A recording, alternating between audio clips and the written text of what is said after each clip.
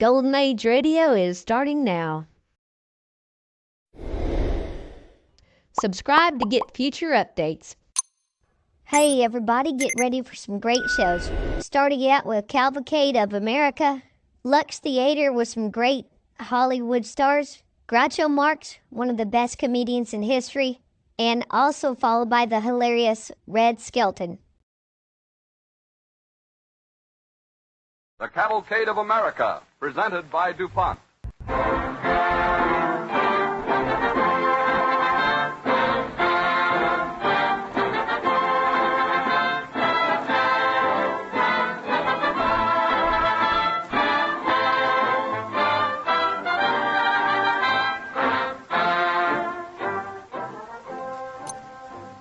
This evening we bring you the story of an inventor, John Wesley Hyatt. The very history of invention discloses the names of many Americans who, by unswerving faith in their own ideas, have become the founders of great beneficial industries. Samuel Morse in the telegraph, Alexander Graham Bell in the telephone, Eli Whitney in the cotton gin. These and many more have made their inventions the foundations upon which great commercial developments have been built. It is the same unswerving faith in American ideas and American industry that inspire DuPont chemists to strive continually towards goal expressed in their pledge, better things for better living through chemistry.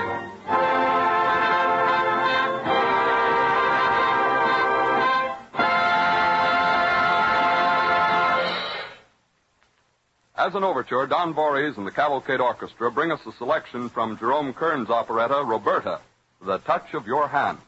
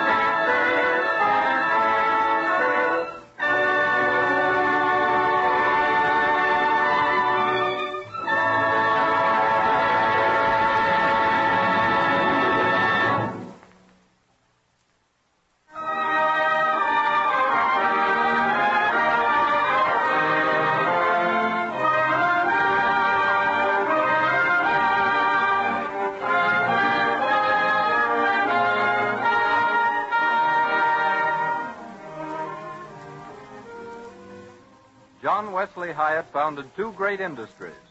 He was the father of plastics and also of roller bearings.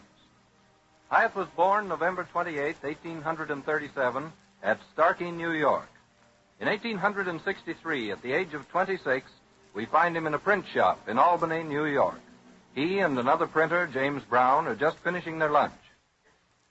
Well, Jim, it's almost time for us to get back to work. Yes, I know it, John, but this is the first chance I've had today to look at the paper.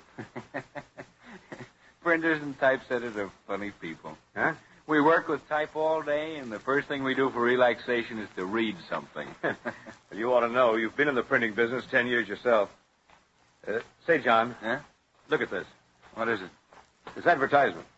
Here, read it yourself. A prize of $10,000 for the discovery of a satisfactory substitute for ivory in making billiard balls. Say, that's a lot of money. Certainly is. Well, but I know the reason for it. Hunters have been killing off so many elephants that the makers of billiard balls are afraid. The price of ivory has gone to the skies. And even at the price, there isn't enough to be had. That must be it. The offer is made by Phelan and Collender of New York. They make billiard balls and tables and cues. But $10,000? You're thinking of trying for the prize, John? Oh, why shouldn't I? Well, only that you don't know anything about chemistry. And every real chemist in the country will be trying to win the money. Well, it's true I don't know anything about chemistry. But, Jim, I've learned one thing since I started making my own living. You've learned to be a good typesetter, and a good one, yes. I've supported myself in the printing business since I was 16. I never had much schooling, just the country school and 1 year at Eddytown Seminary. I've learned this. The things that really matter are the facts you find out for yourself. Books are fine, but I never believe much that I read or much that people tell me until I've tried it for myself. You're really going to try for this prize? Well, why not, Jim? I've already invented a knife grinder. I hold a patent on it. I don't think it'll ever make me rich. Well, you never can tell. But, Jim, my father's a country blacksmith, and what's more, he's a good mechanic. Always trying to find a better way of doing things. And I believe I inherited some of his mechanical ability. Oh, yes, but this is chemistry, John. Well, chemistry or mechanics, it's all the same. It's doing something in a new way that interests me, and I'm going to try it. It's going to be a lot of work. Yes, and I'll need all the help I can get. How about it, Jim? Do you want to help me? Why, yes, but I don't know how much help I'll be. I don't know anything about chemistry either. Well, at least we'll start on an equal basis. But there's no time to lose, Jim. We're going after that $10,000.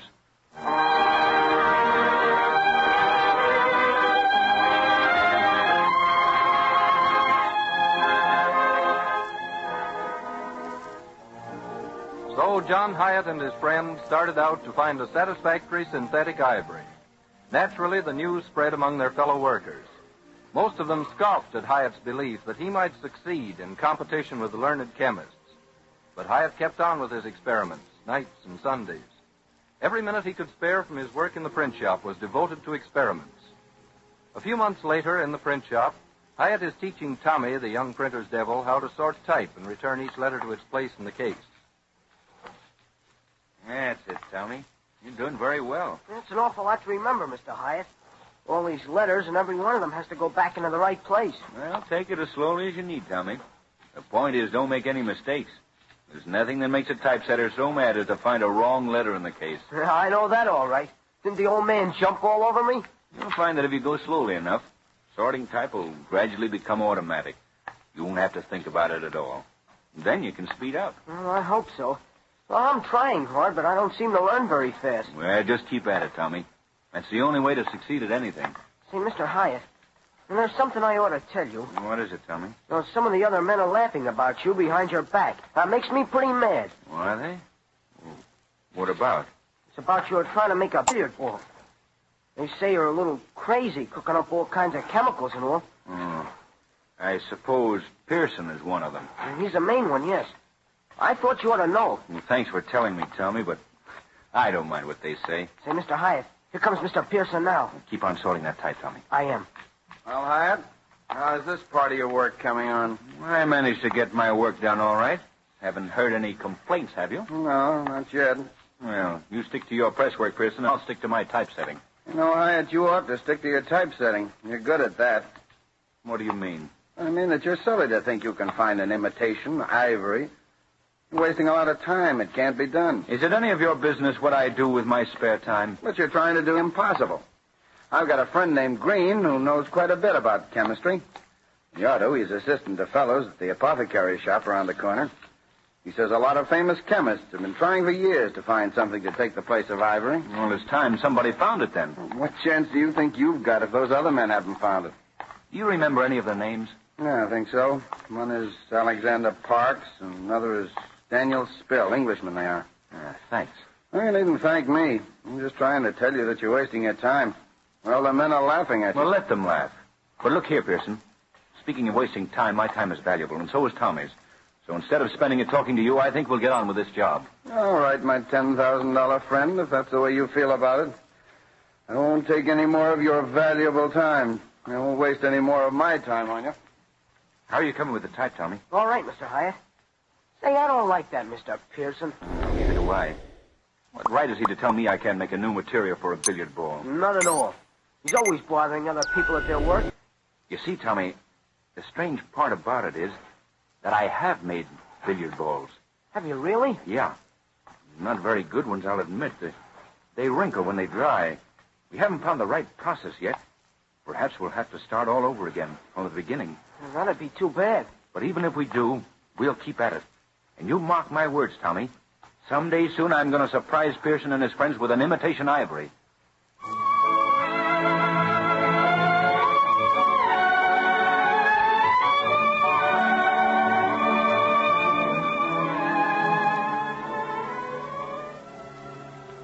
John Hyatt and Jim Brown kept working at their experiments. At first, they tried mixing pulverized wood with a solvent and compressing it. As a material for billiard balls, it was unsuccessful. But Hyatt later used the process in setting up a business for making checkers and dominoes. The basic idea he was groping for to produce an artificial ivory had not presented itself. Still, he kept on experimenting, believing only the results of his own trials with different materials. One night, he and Jim Brown were heating some ingredients in an open pot in the kitchen of the boarding house where Hyatt lived. Well, I hope we get something this time, John. You're not getting discouraged, are you, Jim? Oh, no. We've put in a lot of time so far. What have we to show for it? Well, we've had a lot of fun, and we haven't spent any more money than we would have hanging around a saloon. It's been interesting, hasn't it? Oh, of course. But I wish I could feel we were getting someplace with our experiments. Well, wait till this mixture cooks a while, Jim. Fumes are getting pretty heavy. Think I'll open the door. I can hardly breathe.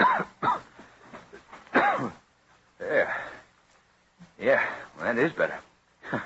I was so interested in watching the mixture that I hadn't noticed how stuffy the place was. Nice of Mrs. Mack to let us use her kitchen. Oh, say, Jim, she's been sort of hinting lately that we ought to find another laboratory. Why, nobody else uses the kitchen at this time of night. How's that mixture coming along, John? Boiling nicely. Well, from the fumes it's giving off, I'd say it was really something new. I've never smelled anything like it before. Well, I never want to smell it again. Good evening, Mrs. Mack. Good evening, Mrs. Mack. Good evening to you, Mr. Brown. To you, Mr. Hyatt. What in the world is that terrible odor coming from my stove? Why, it's our latest attempt at making artificial ivory.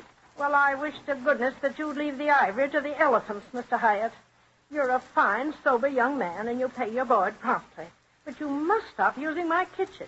Your work's going to smell up the place. But, Mrs. Mack, we're right in the middle of an experiment. And my whole house is in the middle of the worst smell I ever smelled. You must stop now this minute. Well, of course, if you say so. Well, it's not only me that says so, Mr. Hyatt. It's the other boarders. The whole neighborhood. What's more, Mr. Green down at the apothecary shop warned me today. He says the way you're going on, you're likely to blow up my house. It's dangerous, he says, mixing up things like you do and putting them over a fire. Oh, that fellow Green ought to mind his own business. But chemistry is his business, Mr. Brown. He knows about it. Well, if you ask me, he doesn't know half as much as John Hyatt. I'm not speaking about that. Mr. Hyatt, I hope you'll be staying on as a boarder, but I must forbid you the use of my kitchen. And you must not do your experiments in your room. All right. I suppose I'll have to rent some sort of place. But the experiments, Mrs. Mack, will go on.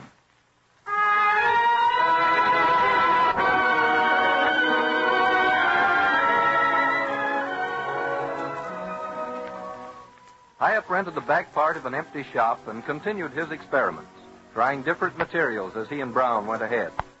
Hyatt insisted upon making an actual trial of each idea. Before he forsook any given experiment, he proved to himself that those materials in that process were not suited to his purposes. One day in the print shop, young Tommy is watching Hyatt set type. I don't see how you do it so fast, Mr. Hyatt. Just practice, Tommy. Hey, you're nearly finished. Yes. This is the last stick. 2 more lines, I'd say. Yeah, I'll certainly be glad when I'm finished. Fingers are sore. Yeah, I wish I could set type as fast as that. Oh, you'll do it, Tommy, if you stay in this business. Yeah, that's the last. Look at those fingers, though. Yeah, the ends are all raw. You ought to fix them. I will if you give me that bottle of collodion. You know, that liquid cuticle in the cabinet? That'll cover them. Sure. I'll have it for you in a second. Fine. Well, Mr. Hyatt. Yeah, what is it, Tommy? Oh, somebody's upset the bottle. Upset the bottle? Here, let me see it. Now, this is the way I found it, sir. The bottle lying flat on the shelf. And the liquid cuticles all run out and dried up. I'll have to go to the apothecary's for more. Wait, Tommy. Let me see this stuff. This is interesting. Well, what are you doing, Mr. Hyatt? Picking off a piece of this film. Dried collodion. Look at it, Tommy. Smooth and hard. Yeah, that's the way it always dries. I know, but I never thought about it before. Let's see. This is nitrocellulose dissolved in ether and alcohol. But why are you so interested in that? Well, you see it every day. And what's on your mind? Why, this bit of film has given me an idea. And the idea, Tommy, might be worth $10,000.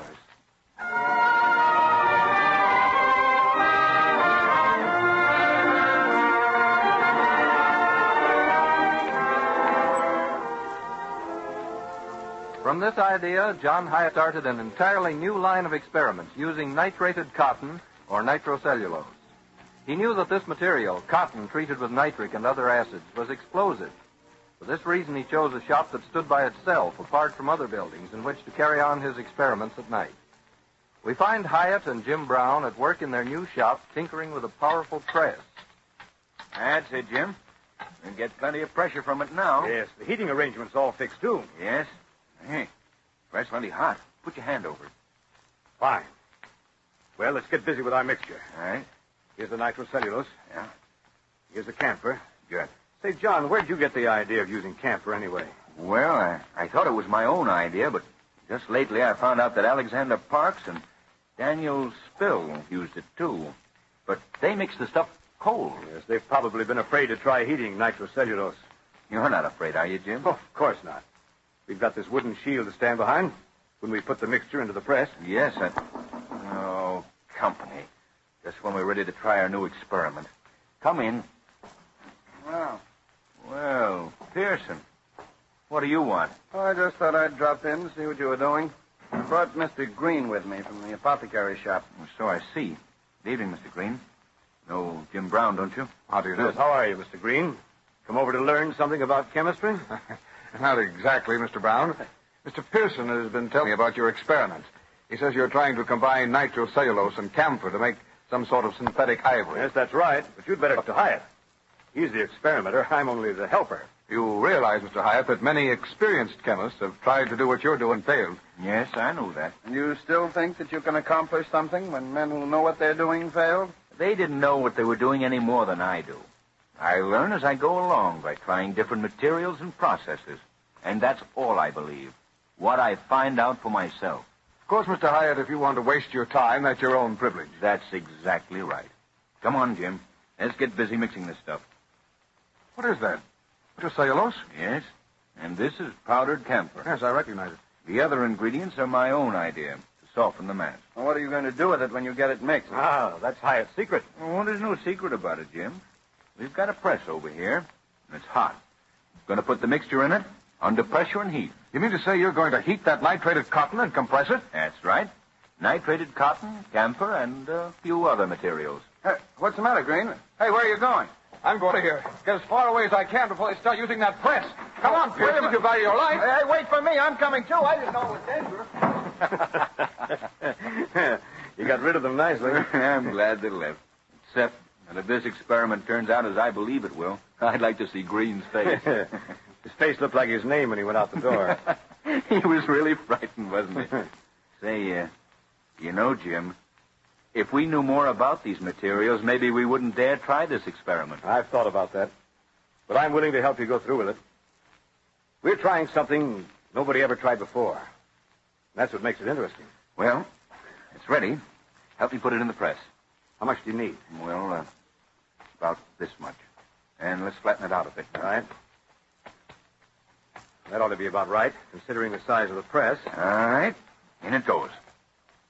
All right, Jim. Throw the lever. All right. I'll start tightening up the pressure. Well, let me help you with that. Turns hard, doesn't it? Yeah. Oh, listen to that mixture. It's cooking, all right. Get down behind that shield, John. You know how frightened Green was. Green would be frightened of his own shadow. Yeah. That's about the maximum pressure we can get. Can't take a chance of breaking the press. Well, nothing's exploded yet. Yeah, these fumes are pretty bad, though. I'd like to see what's happening inside the press. How long are you going to leave it? Well, not long. The heat'll die down anyway. I wonder what we're going to find when we open it up. You know more about it than I do. What's your guess? Well, my hope is that we'll find a brand new material. Something hard and smooth. Let's have a look. All right. Say, those fumes are bad. Wait, I'll open the window.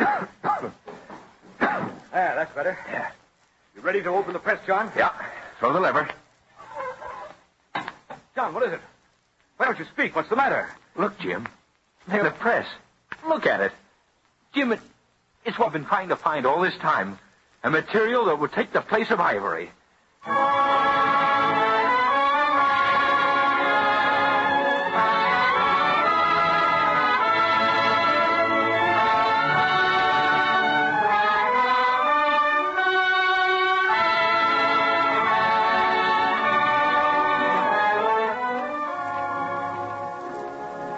Out of that hot press came the first successful plastic material. John Hyatt, persevering where other men had failed, proved that nitrocellulose and camphor could be molded into a smooth, hard material, provided heat and pressure were present during the process. This was the basis of the patent that was granted him on July 12, 1870, for an improvement in treating and molding peroxide. One day, shortly after the United States government had granted his patent, he was leaving the print shop with Jim Brown when Pearson and Green greeted him. Well, Hyatt, all through for the day? Yes, everything's finished for the time being. I'm happy to see you again, Mr. Hyatt. I never imagined I would when I left your shop that night. Yes, you were in a hurry to get away, Mr. Green. I remember that. But heating nitrocellulose under pressure, I couldn't imagine anything but an explosion. Well, Jim and I found more than that when we opened the press. Yes, I know. The first successful plastic material. Hyatt, Green and I thought we might help you in developing your patent. Help me? How? Well, you've proved your new material, of course, but that's only the first step, you know. You must have heard stories about how many inventors have died poor because they couldn't develop their ideas commercially. Yes. We've talked that over quite a bit. Well, that's why we're here, Green and I. You'll have to manufacture this new material yourself if you expect to make any money out of it. What makes you think so? It's been the history of all successful inventions, the ones where the inventor made anything. Say, Pearson, what are you getting at anyway? Just this. Green is an experienced chemist. He could help you along technical lines, Hyatt. Well, I don't think Mr. Hyatt needs any help along those lines. He made a real plastic material when everybody said it couldn't be done. And if he's made it, he can make it again in quantity. Perhaps. But here's another angle, the financing. I imagine that most of your money has gone into your experiments, hasn't it, Hyatt? Well, yes, it has. Well, that's where Green and I can help you, too. We've got quite a bit of money between us, plenty to start a factory. How about it, Hyatt? Would you like to sit down and talk business? No. But how are you going to make a profit on your invention if you haven't the money to develop it? Pearson, your offer of money comes a little too late. You laughed at Jim and me when we started looking for an artificial ivory. You and your friend Green told us it couldn't be done. Well, we've done it. And now my brother is on his way east. He'll finance us. We don't want your money.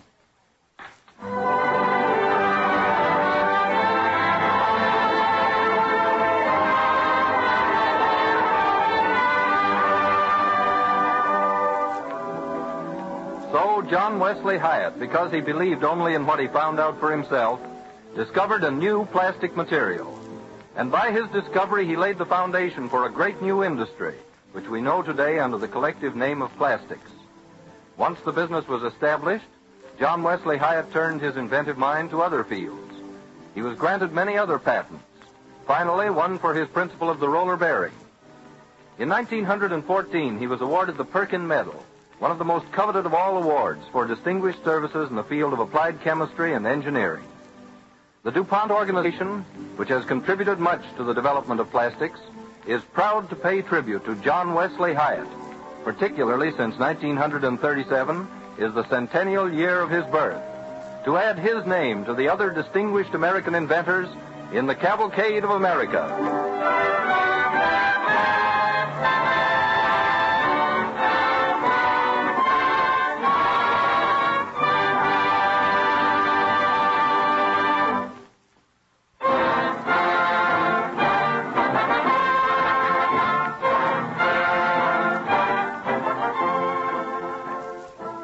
This evening you heard how John Wesley Hyatt found the first plastic originally used as an ivory substitute.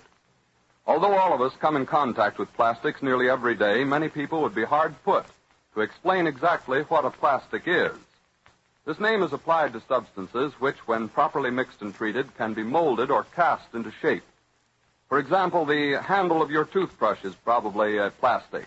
So undoubtedly are the barrel of your fountain pen, the instrument panel in your car, the colorful translucent lampshades now seen in many living rooms. Safety glass is made by sandwiching a section of transparent plastic between two pieces of plate glass. And yet these are just a few of more than 25,000 modern uses for plastics. There are several different types of plastics. Hyatt's discovery came first. Later, the attractive, widely used cellulose plastic, which DuPont calls pyrrolin, took its prominent place in the picture, and the use of plastics began to widen. In the early 1920s, the DuPont Company launched an intensive research program to improve existing plastics and to develop entirely new ones. This research work has borne abundant fruit. For example, after more than 5 years of effort, DuPont chemists recently perfected a plastic of which I think you're going to hear and see a great deal. Originally introduced under the trademark Pontolite, DuPont's name for this beautiful new plastic is now Lucite. Lucite is as clear as the finest crystal. Recently, a sphere made from Lucite plastic, costing only a few dollars, was placed alongside an Oriental crystal ball valued at $50,000. Even the experts had trouble telling them apart. That's how beautifully clear this new DuPont plastic is.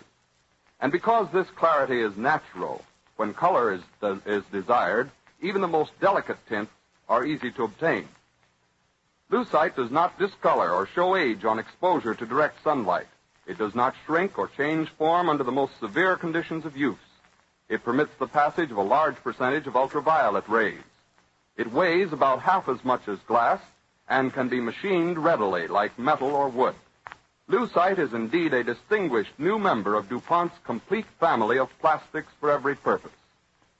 In this work of improving existing plastics and developing entirely new ones to serve human needs, we see how DuPont chemists again fulfill their pledge to provide better things for better living through chemistry.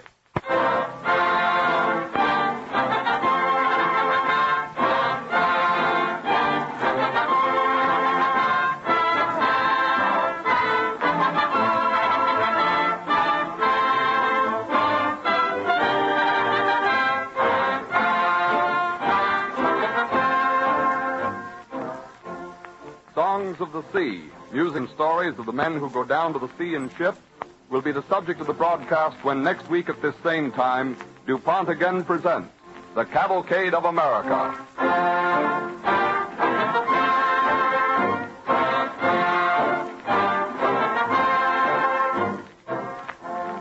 This is the Columbia Broadcasting System.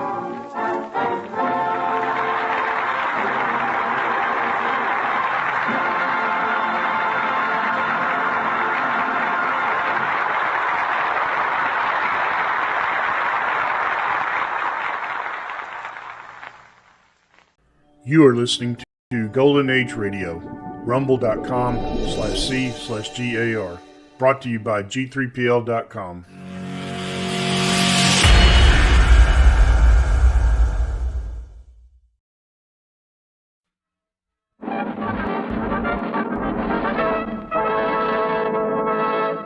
From Hollywood, California, the Lux Radio Theater presents Joan Crawford and Spencer Tracy in Anna Christie.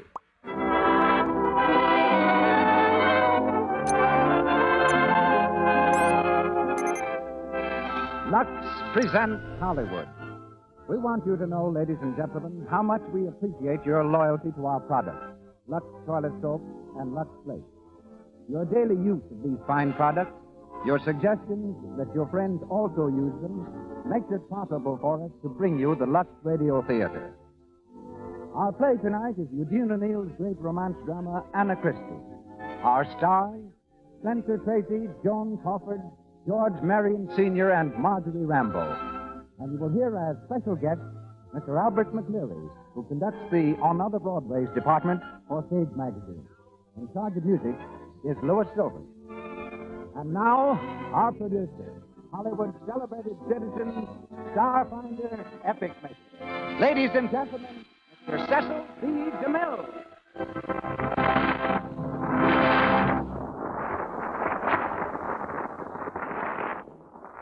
Greetings from Hollywood, ladies and gentlemen. Once upon a time, a shy little girl came to Columbia, Missouri, and enrolled in Stevens College. She'd just come from a convent school, where she had paid for her board by helping clean 14 rooms, by cooking, washing dishes, and taking care of 25 children. She arrived at Stevens College practically penniless. Yet today, that college remembers her with pride. On the dining room wall hangs her portrait, and beneath it is the inscription, Joan Crawford used to wait on tables in this room. No less spectacular has been the rise of Spencer Tracy, from the days when he and Pat O'Brien, both of them jobless, lived together in a single room in a New York boarding house. Their combined assets consisted of one full-dress suit, which they both shared, and a generous Irish landlady who advanced them $15 so they could eat. There is no portrait and no inscription in that room today. Nor is there any in the room of a Connecticut sanitarium, where the turning point occurred in the life of Eugene O'Neill, author of tonight's play.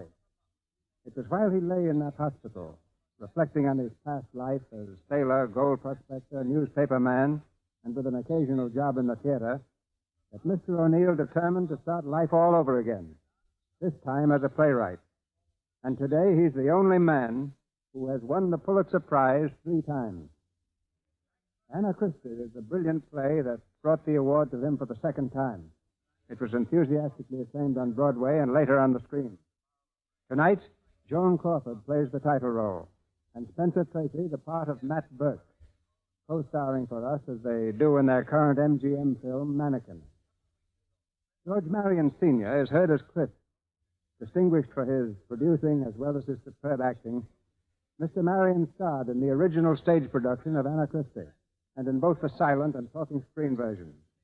Another important character part is Martha, filled by that charming actress of stage and screen, Miss Marjorie Rambeau.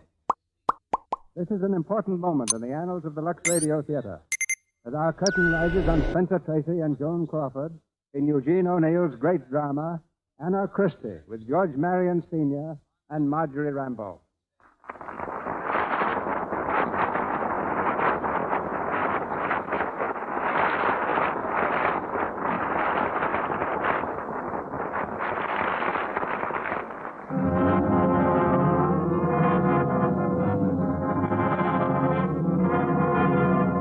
At the foot of South Street, on New York City's waterfront, a grimy coal barge rides the oily swells of the East River. In the cabin of the barge is Martha, an old woman in tattered clothes, who sits in the dim light of a hanging kerosene lamp, her eyes half closed in sleep. Suddenly she's awakened by a noise on deck. She rises and shuffles unsteadily toward the door.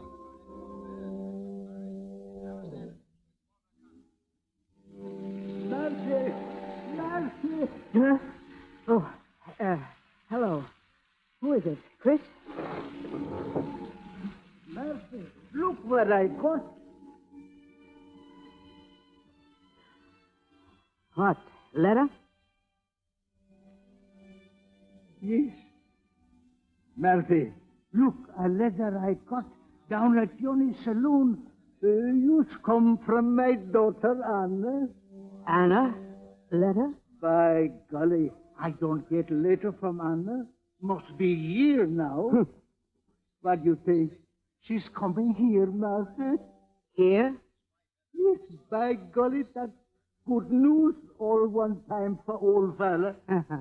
You know, Master, I don't see my Anna since she was little girl in Sweden, 5-year-old. How old she be now? Oh, let me see. She must be 20-year-old by you. So you ain't seen her in 15 years? No. When she was little girl, I never get home only few times them years. And you fool sailor fellas. My wife Anna's mother, she get tired waiting all time for me when I don't come. She come this country and bring Anna. They gone out to Minnesota and live with cousins on a farm. I think it's better Anna live on farm. Then she be fine, strong, pretty girl. She don't never know that old devil sea. She don't know her sailor father like me. If it's in her blood, she'll most likely be marrying a sailor herself. No, by Jingo, she don't do that. What's the matter? You're a sailor yourself, ain't you? Well, that's just why I say it. A sailor is all right fellow, but not for marry gal. I know that. Anna's mother, she know that too. When's Anna coming? Soon? She come right away, that's all. Later was sent to Yoni's saloon. I go back there, I wait. Martha, I want to speak to you about something. Yeah? What about? Well, I don't know how to say it. Oh, I know what you mean. Now she's coming. You won't be needing me, huh? Oh, Martha. Ah, don't worry. I'll pack my duds and beat it off the barge before she comes. Nobody can say that Martha Owen ever stayed where she ain't needed. You are a good woman, Ah, Martha. can the bull. Well, you treated me square yourself. So it's 50-50. Nobody saw it, nobody. And we're still good friends, huh, Chris? Yes, by golly. Good friend. And we celebrate. We drink a health. Sure. My little Anna, she come back to the old man. Hey,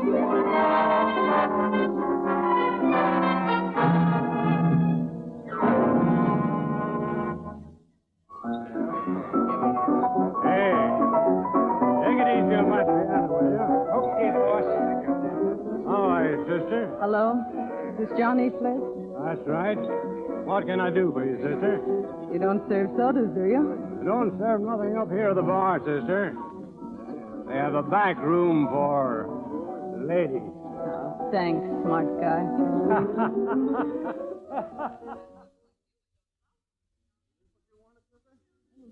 Well, just ring if you want anything else. Yeah.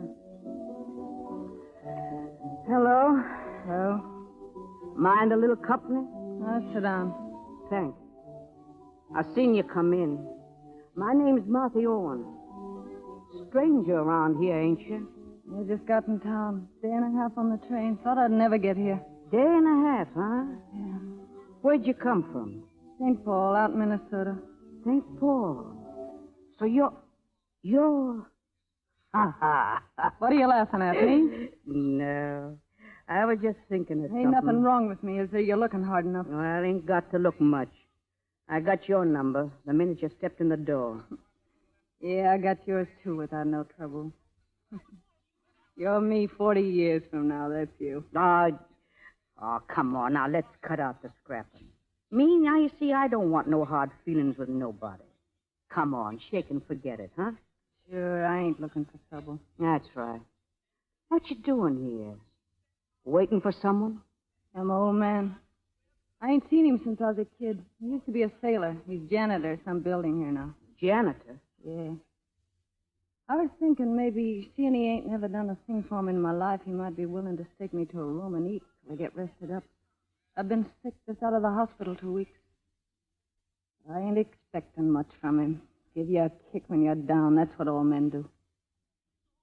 Say, do you hang around this joint much? Oh, off and on. Well, then maybe you know my old man. Yeah. It ain't Christopherson, is it? Yeah, that's him. Anna Christopherson, that's my real name. Only out there I call myself Anna Christ. So you know him, huh? Oh, I've seen him about for years. But where'd you get the idea he was a janitor? Well, he wrote me he was himself. Well, he ain't. He's captain of a coal barge. A coal barge? Oh, if that ain't a swell job to find your long-lost old man working at. Well, that kills it. I don't get no rest from him. Why not? Can't you live on it, too? On a dirty coal barge? What do you think I am? Ah, what do you know about barges? Bet you ain't never seen one. That's what comes of his bringing you up inland, where you'd be safe. His bringing me up. Is that what he tells people? He let them cousins keep me on their farm and work me to death like a dog. So you didn't fall for life on the farm, huh? I stood it until my mother died. Then I went to St. Paul. Ah, well, you should have stuck to the farm. It couldn't have been worse than this. Oh, shut up. Now, look. Your old man, he's a simple old guy, see? He thinks you was working as a nurse girl in St. Paul. He thinks the world of you. Honest, he does. Yeah? Say, that's him now. He's out there. I'll tell him you're here. Wait a minute. I ain't thank you.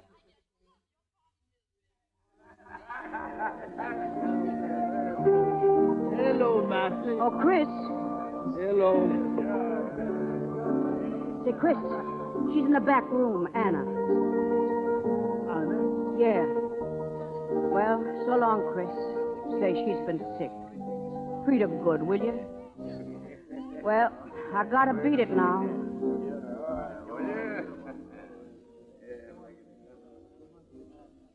Anna. Anna. Hello, Father. She told me it was you. Oh, it's good to see you after all them years, Anna. Good to see you, too. Yeah, I had an awful trip coming here. I'm all in. I've never been in New York before, you know, and I'm just out of the hospital 2 weeks ago. You, Anna? Yeah. By golly. You feel better now, though, don't you? You look a little tired, that's all. Yeah, I am.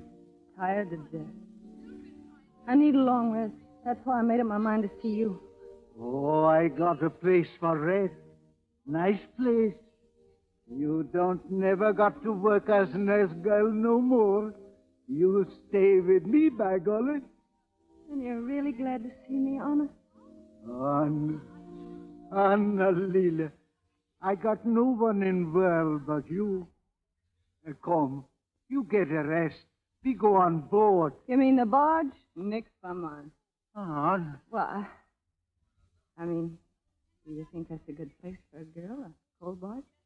Why, you don't know how nice is on barge, Anna. Doggone me, doors out on voyage. You got used water all around. Sun, fresh air, plenty good grub for make you strong, healthy gal. You need a rest like that. Sounds pretty good to hear you tell it. I'd sure like a trip on the water, all right. Well, I'll go with you and have a look. Maybe I'll take a chance. Gee, I'd do anything once. We go, come. What's the rush? Wait a second. I'm thirsty. Oh, I'm sorry, Anna. What do you think you like for drink? Here, I'll take a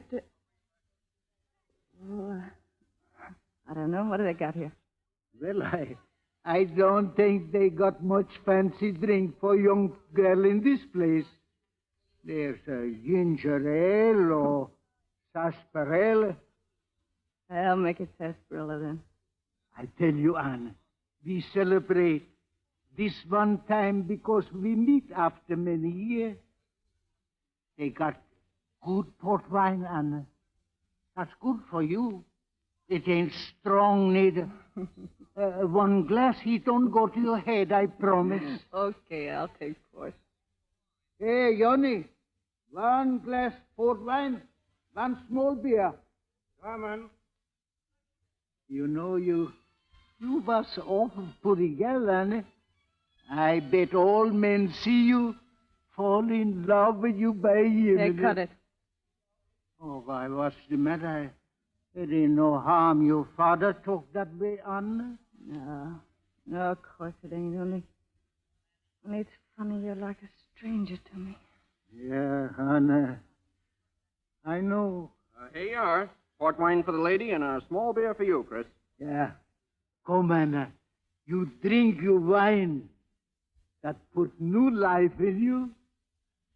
Skål. Skål? You know that Swedish word, Anna?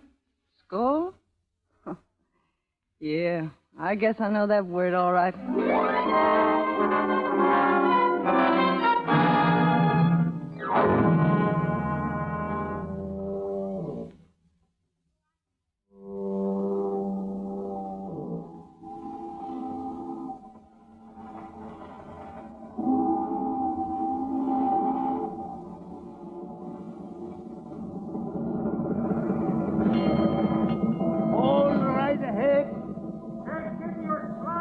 Oh, move out fast.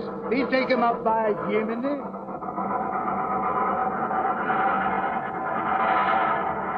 Well, Anna, we start.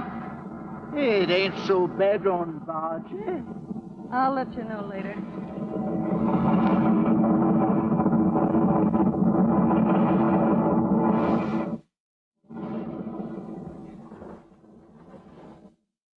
Well, 2-3 days more, we pick up coal in Boston and turn back. You change a lot in 1 week, Anna. See, make you feel good, eh? Maybe. I don't know. 4 bells. What time is it? 6 o'clock. Funny, all this tea talk. I'm getting on to the lingo, though. Say, were the men in our family always sailors? Yeah, fools too. My father, my 3 brothers, buried at sea. Sooner or later, that old devil sea, she swallowed them up. But she ain't gonna get me. No, by me, not me. Beefing about the sea again. Well, I'm getting so I kind of like it. Anna, you like it?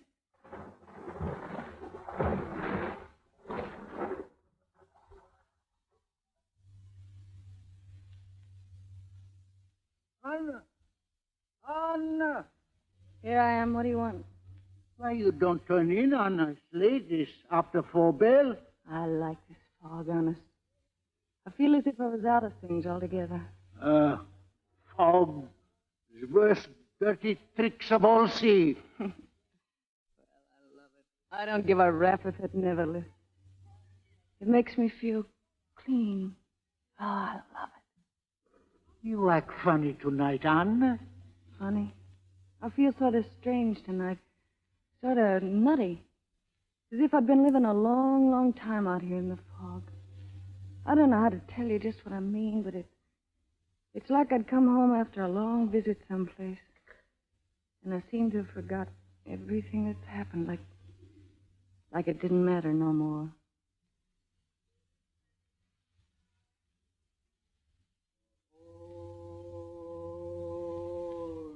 What's that? The sound come from this side.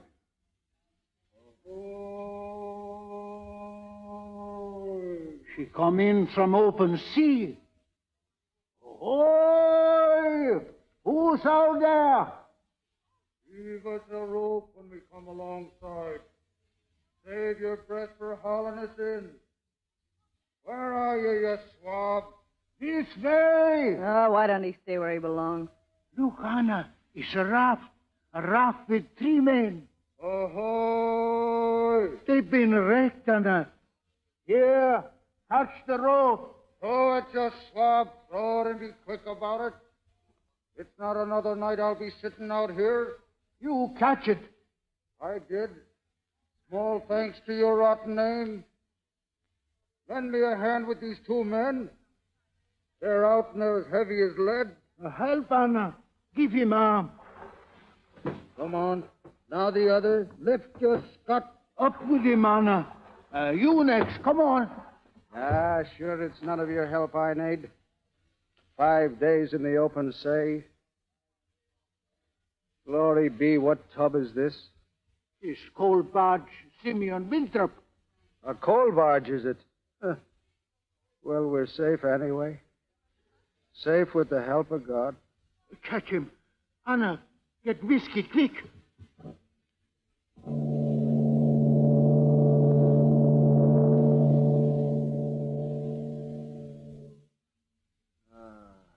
You awake now? Here, drink this. Huh? Who are you? Drink it. Sure am I dreaming? Drink this and you'll find it ain't no dream. Who wants the drink? But I'll take it just the same. What am I? Cabin of the Simeon Winthrop. I know. Sure, I thought you were some mermaid come out of the sea to torment me. Give us your hand, darling.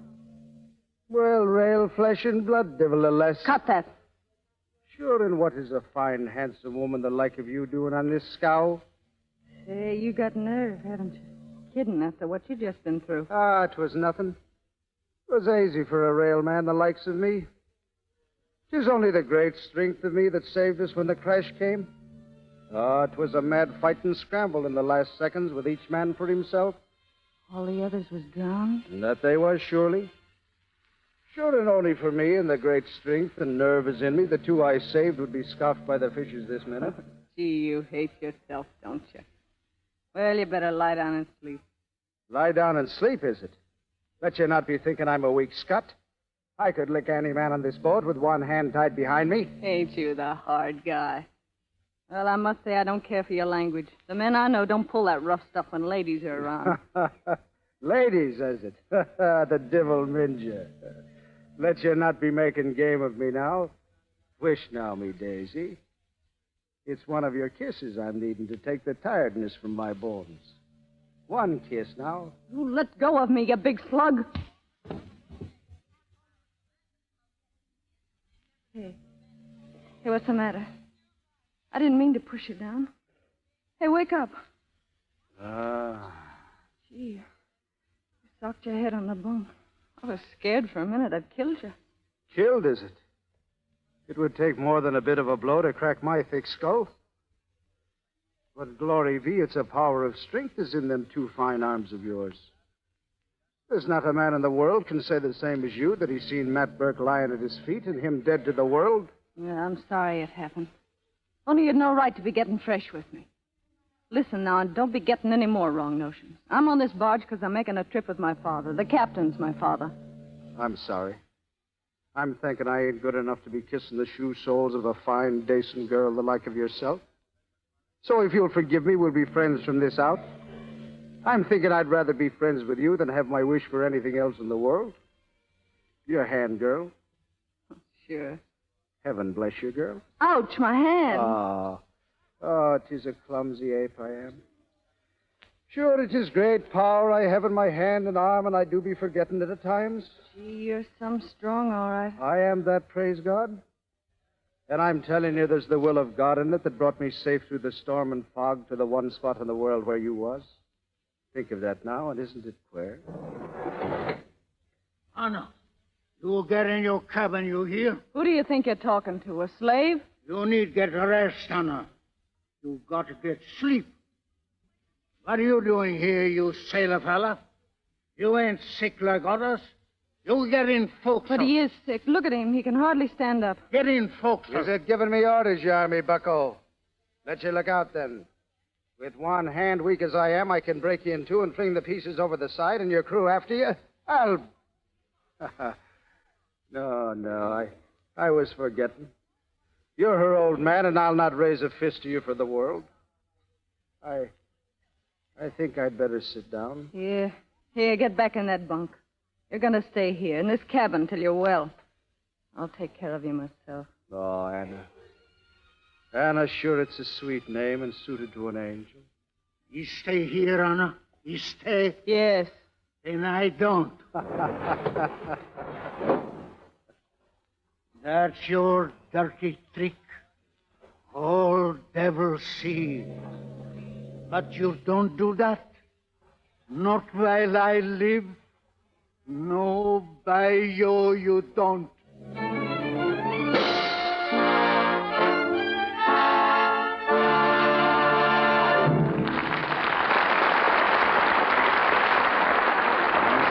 Act One of Anna Christie is over. But in a moment, Joan Crawford, Spencer Tracy, and George Marion Sr. will return to continue with Act Two. Now, during our intermission, we'd like you to meet two young people who got a lot of fun out of writing parodies on popular songs in their spare time. Tonight, we're going to give them a chance on the radio with their latest brainstorm. It's a parody on the national hit tune, By Mere Bis du Chien.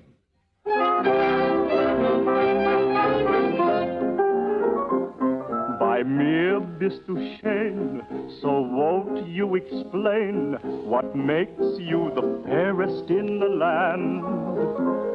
Is it your complexion inspires such affection? And how do you keep it so grand? I might say German, Seife, or even French Savon, but Lux it is, makes me so blithe, my skin so very bon. I'll sing this refrain, by mere bis du chien, Lux soap, you're the finest in the land. By mere bis du chien, you need not explain what makes you the fairest in the land. I can see it's your complexion inspires such affection, and Lux toilet soap sure keeps it grand. There's more truth than poetry in that song you've just heard. It's a fact that 9 out of 10 screen stars depend on Lux toilet soap to guard their complexions. That smart girls everywhere use this gentle white soap to keep skin lovely, guard against cosmetic skin. Its active lather removes thoroughly the dust and dirt, stale cosmetics that choke the pores. When pores are choked, the dullness, tiny blemishes, and enlarged pores that mean cosmetic skin develop. Guard against this unattractive complexion trouble by using Lux toilet soap before you renew makeup. Always before you go to bed. And now, here's Mr. DeMille. Anna Christie, starring Joan Crawford and Spencer Tracy with George Marion Sr.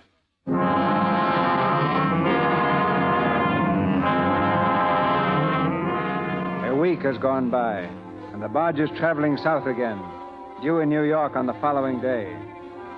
In the cabin, Chris pretends to read, glaring hatefully over the paper at Burke and Anna. Anna's been knitting. She moves toward Burke and holds a sweater against his broad chest. I want to measure against you, Matt. Stand up. Sure, and I will. On my head or my feet? Feet. Ah, you're standing mighty close to me, Anna. With my sweater you made with your own sweet hands. Only prayer or paralysis can save you now. I'm praying, Matt. Then 'tis a miracle if your prayers are answered. Thanks, Matt. The sweater's for my father. He hates to stand up for measurement. What? 'Tis a lie in your throat, Anna, and you know it. You made it for me with your own blessed hands.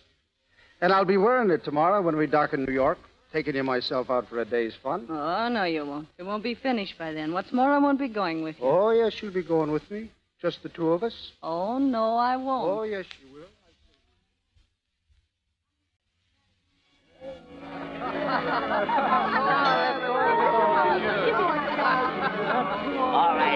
All right. Red hots.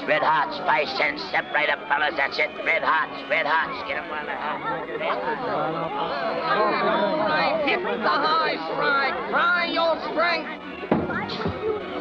There you are, ladies and gentlemen. He hits it again, and he wins a good cigar. Sure, that's 10 of them I have now. Come on, Matt.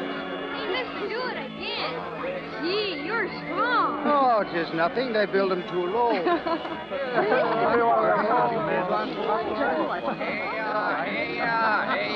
test your lungs. Step right up and blow the lung tester. Hit the bell and win a box of chocolates. Why don't you test your lungs, Matt? I should test them. This fine pair of bellows that I got. I've got enough air in me to blow up a balloon. You said it that time. Sure I... What do you mean I said it? Well, I you think young lady much swell talking to you, Bob. Here in the waxworks, ladies and gentlemen, every wax figure a work of art. All the love scenes of history enacted by wax figures. Antony and Cleopatra, Romeo and Juliet. Step right in.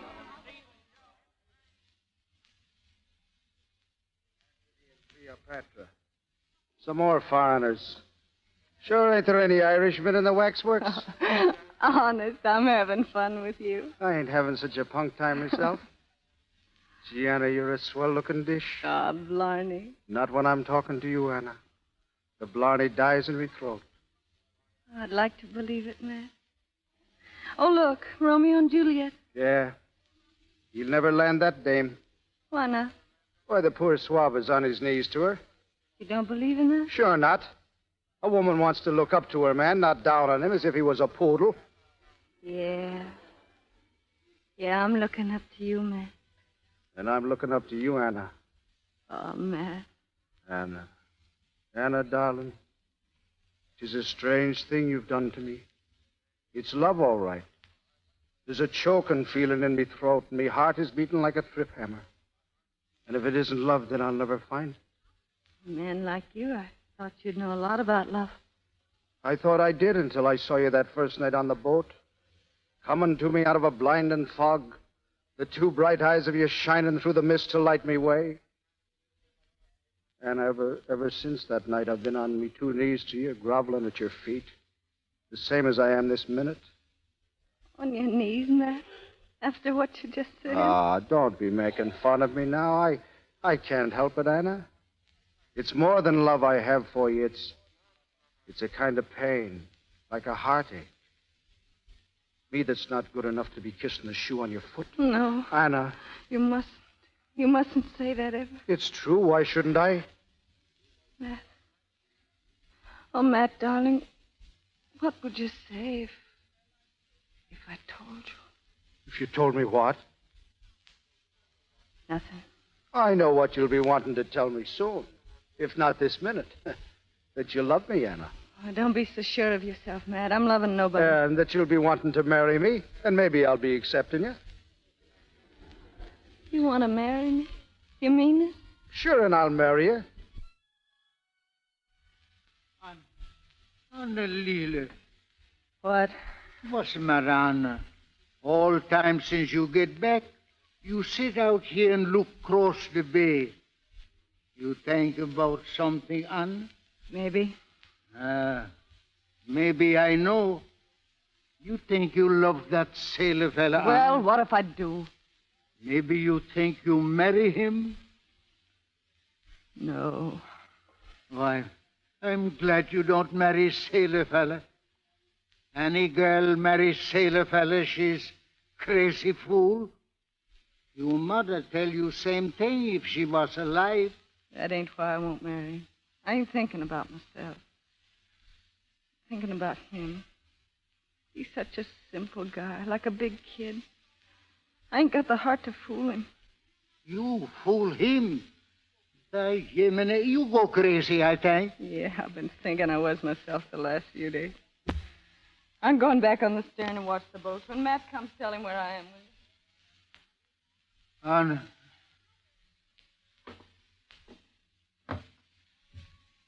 Ahoy!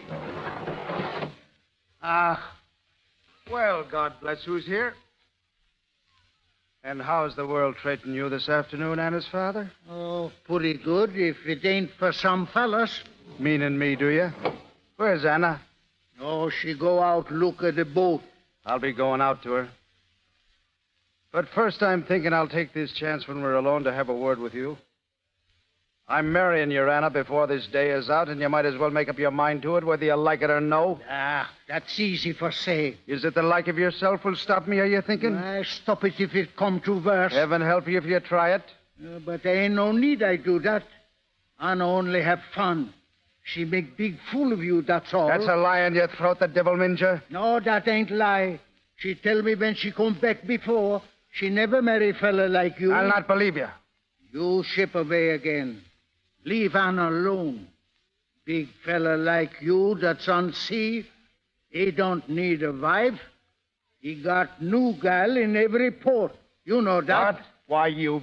You think I'm going to let her life be made sorry by you? Just like her mother's was made by me? No. She don't marry you if I got to kill you first. Glory be, what talk is this from a stumpy runt of a man? Sure, it is a queer fool's blather you have about the say done this and the say done that. You ought to be ashamed to be saying the like, and you an old sailor yourself. I'm thinking 'tis a poor weak thing you are, not a man at all. You see if I'm a man, maybe quicker than you think. Put down that chair, I'll kill you. Put it down. Why, you poor fish-brained swat. I've half a mind to hit your clout that'll put sense in your square head. Hip off of me now, I'm warning you. What's going on here? How'd that chair get knocked over?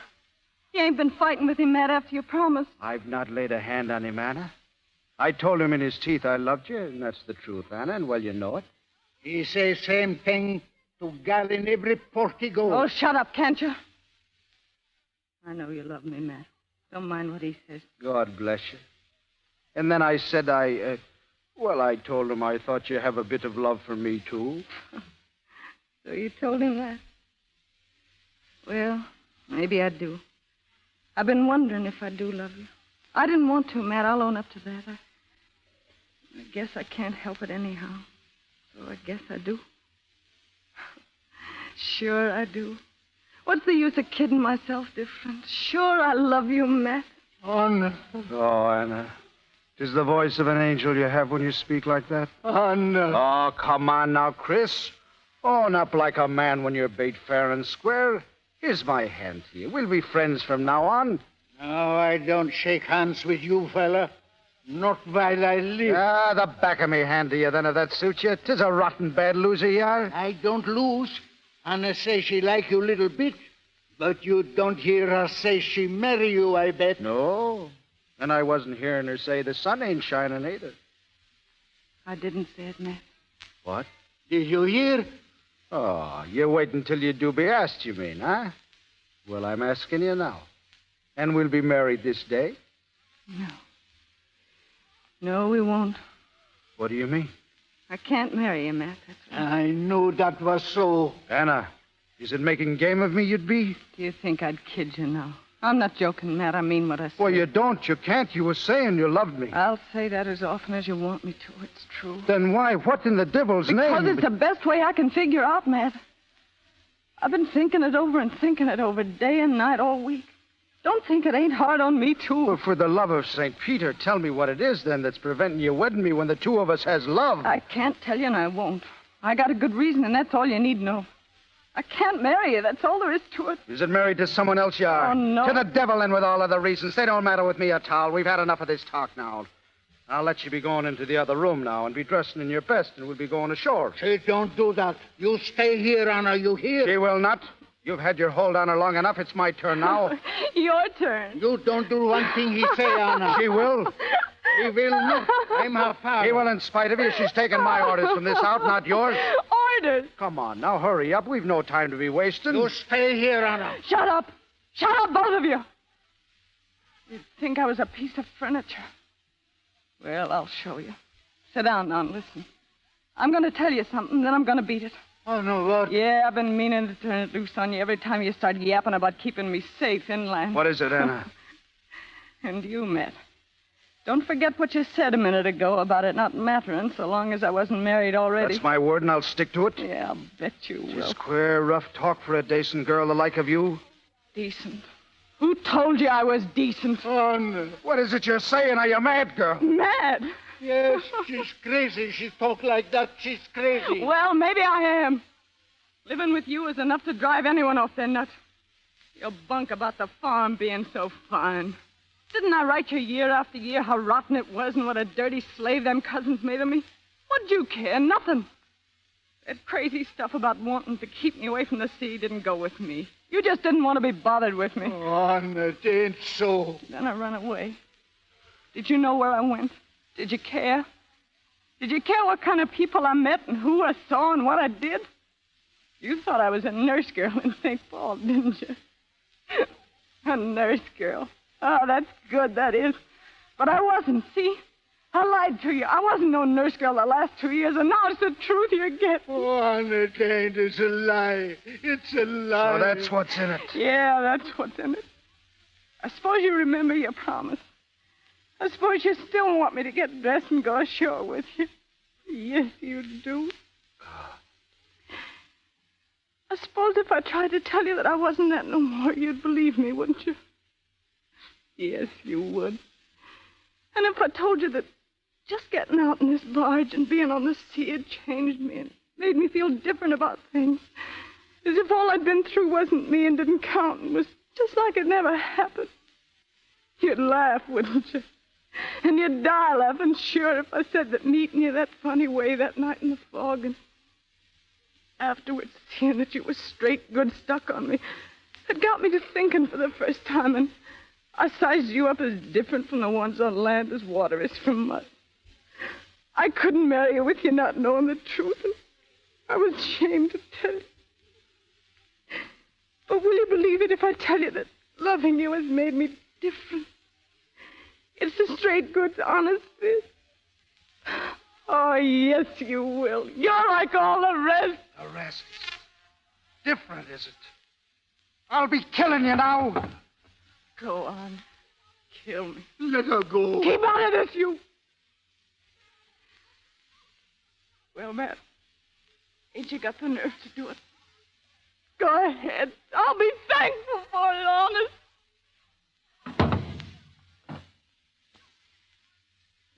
I can't do it. And your two eyes looking at me. Heaven help me, I'm destroyed entirely. My heart is broken in bits. Oh, don't, Matt. Get out. Leave me alone. I'll be going, surely. And I'll be shipping away on some boat will take me to the other end of the world where I'll never see your face again. And my curse on you and my curse on all you've been. You've destroyed me this day. And may you lie awake in the long nights tormented by the great wrong you've done. No, Matt.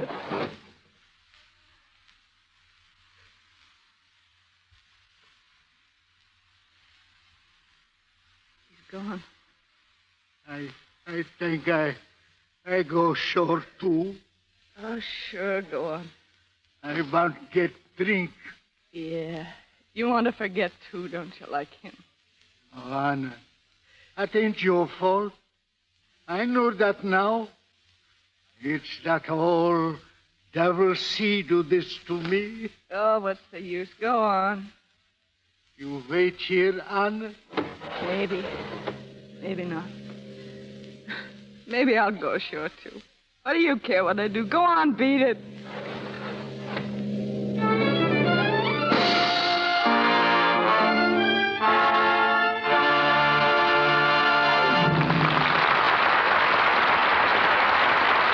Pause for station identification. This is the Columbia Broadcasting System.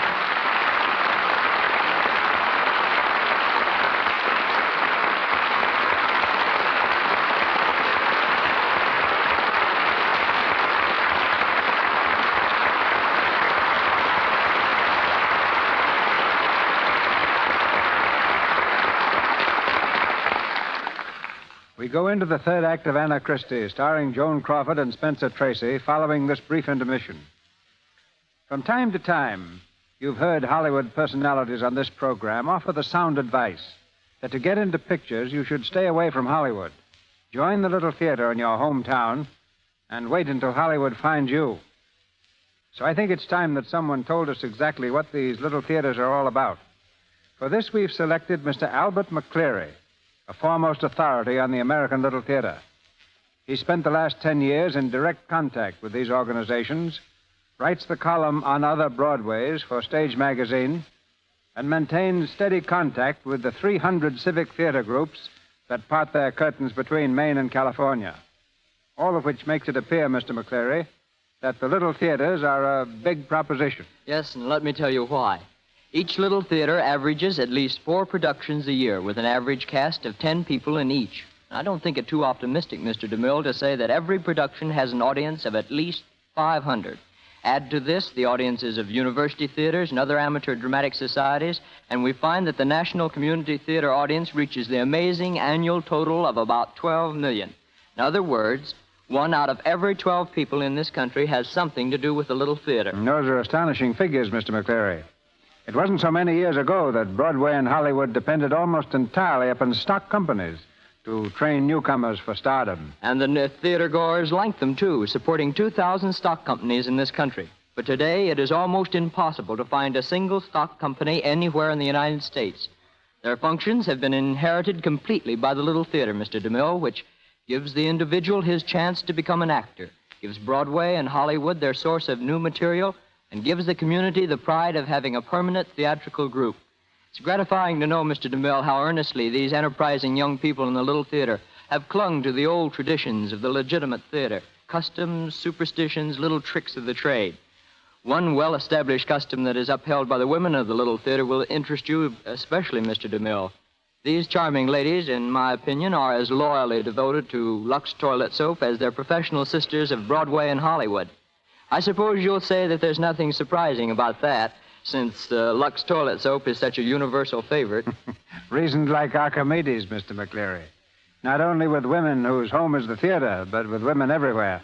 But getting back to the subject of superstitions peculiar to the theater, do you happen to think of any offhand? Well, yes. One that comes to mind is rather amusing. The one that a very bad dress rehearsal means a successful run and vice versa. It's not an uncommon thing to see a dress rehearsal go off swimmingly, each actor doing his role with the utmost enthusiasm. And then, when it's over, see these earnest young people not exhilarated and stimulated over their fine work, but dejected and depressed. Of course, there's no basis for this superstition, but don't ever try to convince an actor of that. And now let's see what some of these little theaters have done in supplying fresh, invigorating talent to the world. You should be able to cite several examples, Mr. DeMille. Well, let me see. There's Frances Farmer, who received her training in Seattle, Ann Harding in Pennsylvania, Henry Fonda in Omaha, Tyrone Power in Santa Barbara. Robert Young, Randolph Scott, Douglas Montgomery, and Gloria Stewart hail from the Pasadena Community Playhouse. And Akim Tamiroff, who plays the role of Dominic Yu in The Buccaneer, frequently goes back there for a week or two just to keep alive his contact with flesh and blood audiences. Well, I'm certain the advice of every one of these players would be stay at home and get your training in your own community theater. Start with anything you can. As an example, just 2 years ago in the Pasadena Playhouse, I noticed a young fellow with a wide grin who was always most willing to shove the pianos around or do anything to be generally useful. You may have heard of him. His name is Wayne Morris. There's just one more thing I'd like to say before leaving. If you'd like to know where your nearest little theater is, where you can go for this training, write me and I'll be glad to tell you. Of course, I can't prophesy that you'll crash the gate, but if you're determined and have ability, that's the place to try. Just address me in care of the Lux Radio Theater and the station to which you're listening and send a stamped, self-addressed envelope with your letter. Thank you. Thank you, Albert McCleary.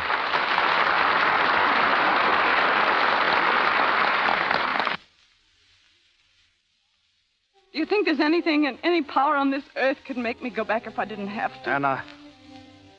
Oh, what's the use? What's the use of me talking? What's the use of anything? Anna. If I could only be believing you now. If I could only believe that you'd never had love for any man in the world but me. I could be forgetting the rest, maybe. Oh, Matt. If 'tis the truth you're after telling, I'd have a right maybe to believe you've changed. Oh, Matt, that's what I've been trying to tell you all along. You gotta believe it. What can I do? I'll do anything you want to prove I'm not lying. Would you be willing to swear an oath now? A terrible, fearful oath. Sure, I'll swear, Matt, on anything. Will you swear on this? 'Tis a cross, Anna. Will you? Sure I will. Give it to me. 'Tis a cross was given me by my mother, God rest her soul. And I'm telling you there's great power in it. And I'm warning you now.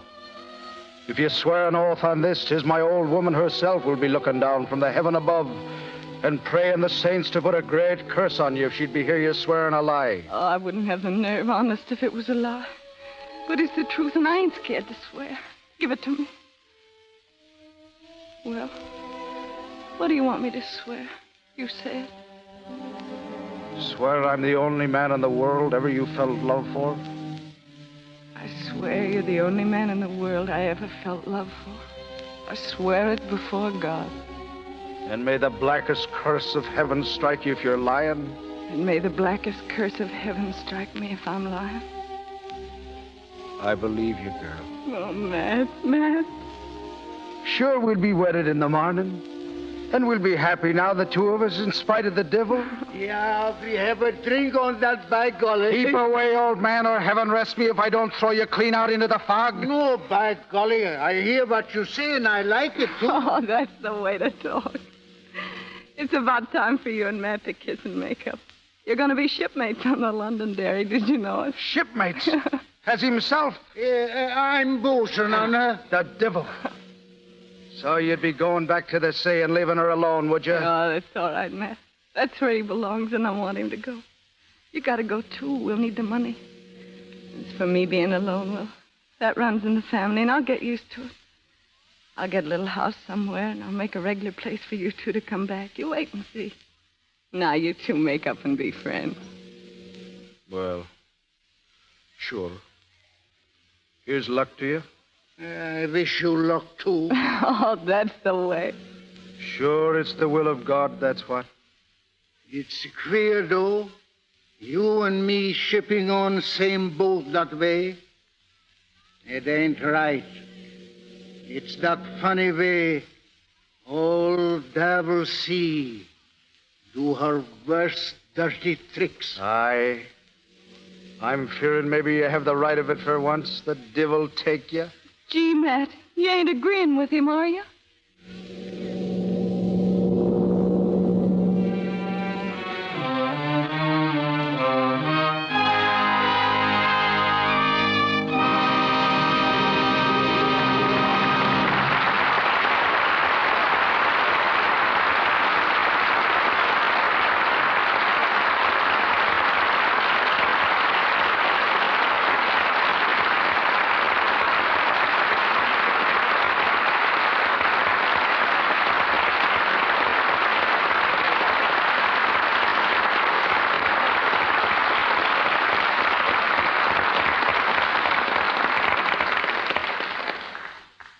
The play is done, but our evening's not complete until we hear again from Joan Crawford and Spencer Tracy.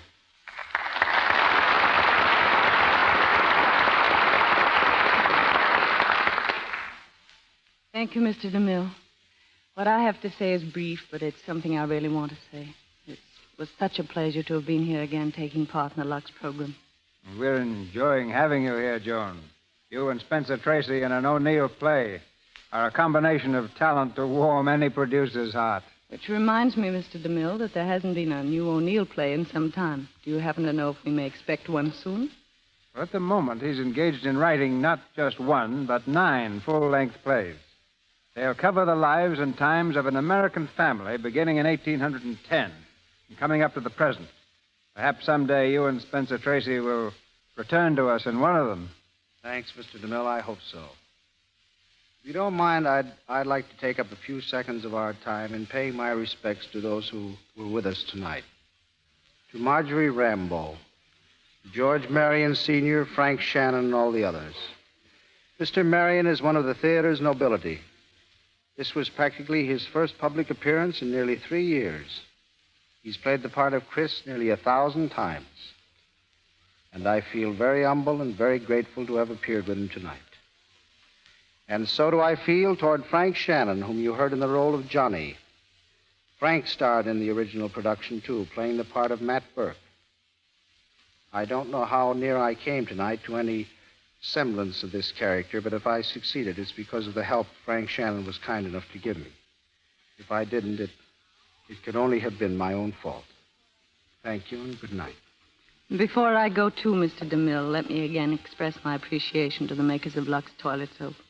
I use it every day, both at home and in the studio, simply because I found that Lux Soap is about the finest way in the world to keep a complexion fresh and smooth.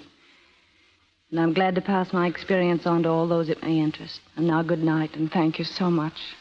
Good night, sir.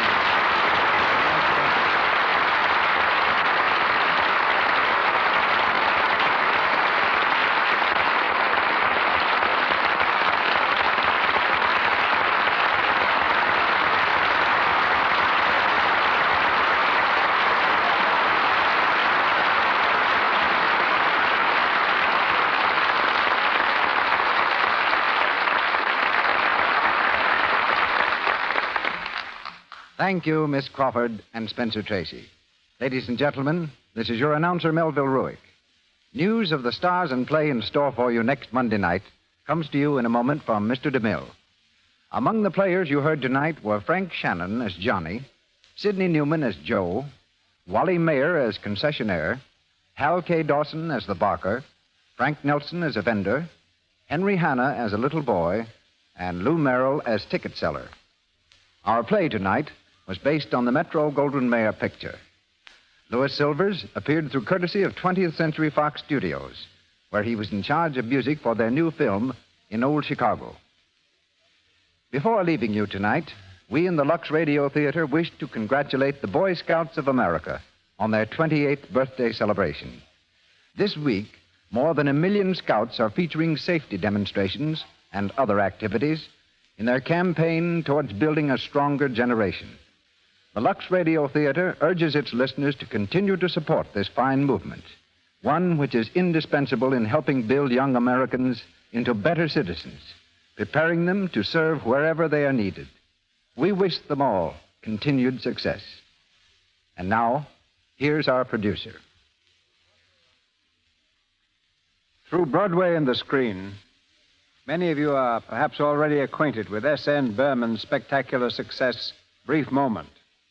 You'll have a chance to enjoy the romance, conflict, and drama of this great play next Monday night, as presented in the Lux Radio Theater. It's the story of a young man with more money than's good for him, wealth that has left him with a bored, detached interest in life, and what ensues when he marries a blues singer from a nightclub, a girl with many admirers and a slightly different code of ethics. Brief Moment serves as the vehicle to bring back to our stage Miss Ginger Rogers, and co-starred with her one of Hollywood's outstanding leading men, Mr. Douglas Fairbanks, Jr.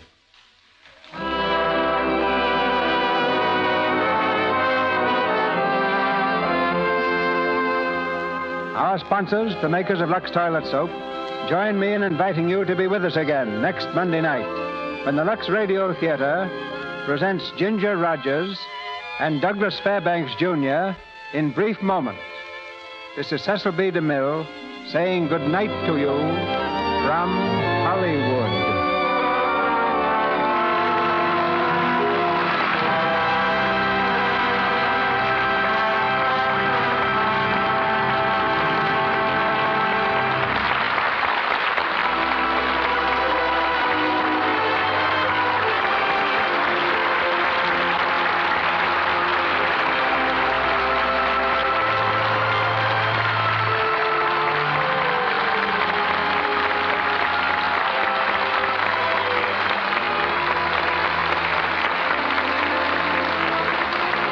This is the Columbia Broadcasting System.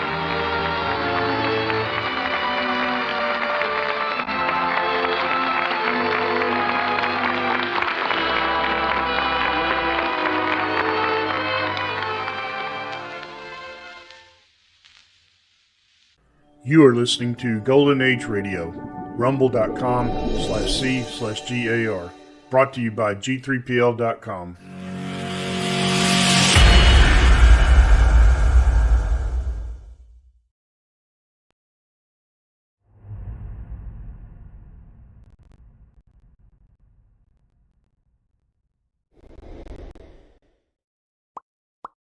Gentlemen, the secret word tonight is tree. T-R-E-E. Really? You bet your life.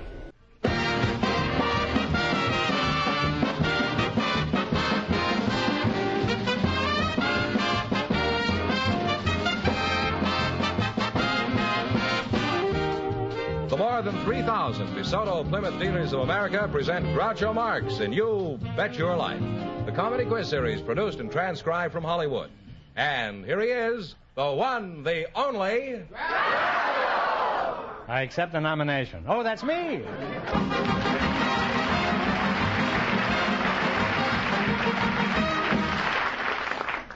Well, here I am again with $1,500 for one of our couples. Don't even say the secret word. The duck will come down and pay him $100.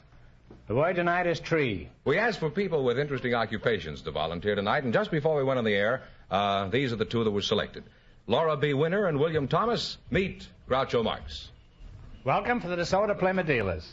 Say the secret word and divide $100. It's a common word, something you see every day. Miss Laura B. Winner.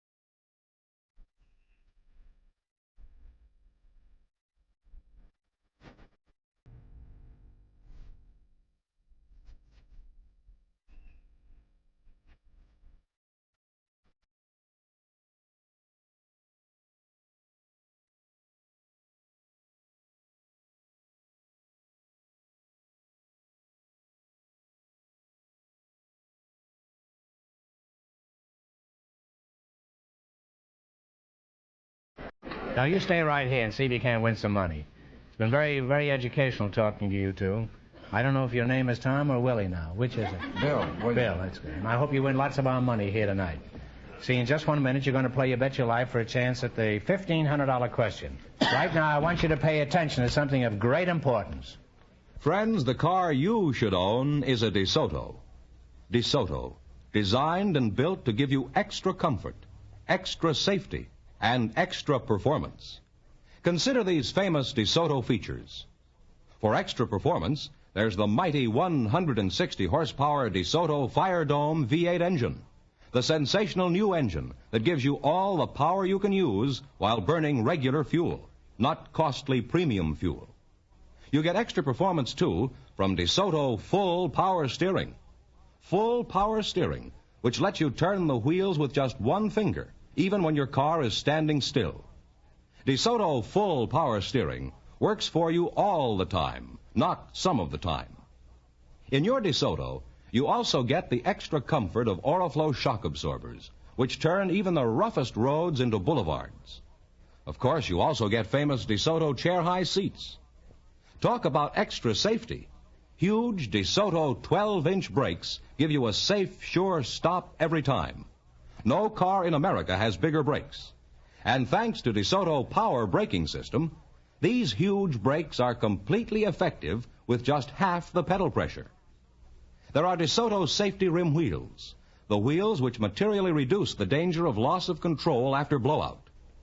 Truly, DeSoto is the finest car value on the road. Tomorrow, go to your DeSoto Plymouth dealers and take the 5-mile trial in either the mighty DeSoto Fire Dome V8 or the brilliant Powermaster 6. Convince yourself your next car should be a DeSoto. And remember, all dealers who sell DeSoto also sell Plymouth, the low-priced car most like high-priced cars.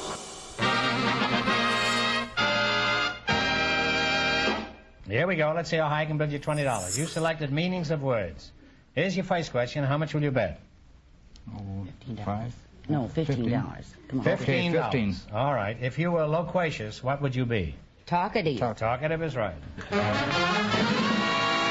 And you're off to a good start. You have $35. Remember, you're going for $1,500 tonight. Now, how much of the $35 are you going to try this time? 20, 30. Talk up. $34.01. $34.03. 2 cents. All right. We'll settle halfway between. $24.02. $34.02. All right. If you were emaciated, what would you be? Thin. That's right. Skeleton. Thin is right. Don't go any further. You now have $69.02. Here you go. Here's your third question. How much are you going to go for? Talk up, kids. $69.01 then. Okay. How much? $69.01. $69.01. If you were irate, what would you be? Angry. Angry man. Angry is right. You've now climbed to $138.03. How much you going to bet? Fast now. Come on. All of it. All of it. Here's your lay. All right. You're going to bet all of it. If you were obese, what would you be? Fat. Fat is right. Good boy, Laura. Kiss. Don't Oh, stand no. there. No? You wouldn't kiss each other? Well, With all that generally, money? And you wind up with $276.06. Thanks and good luck from the DeSoto Plymouth dealers.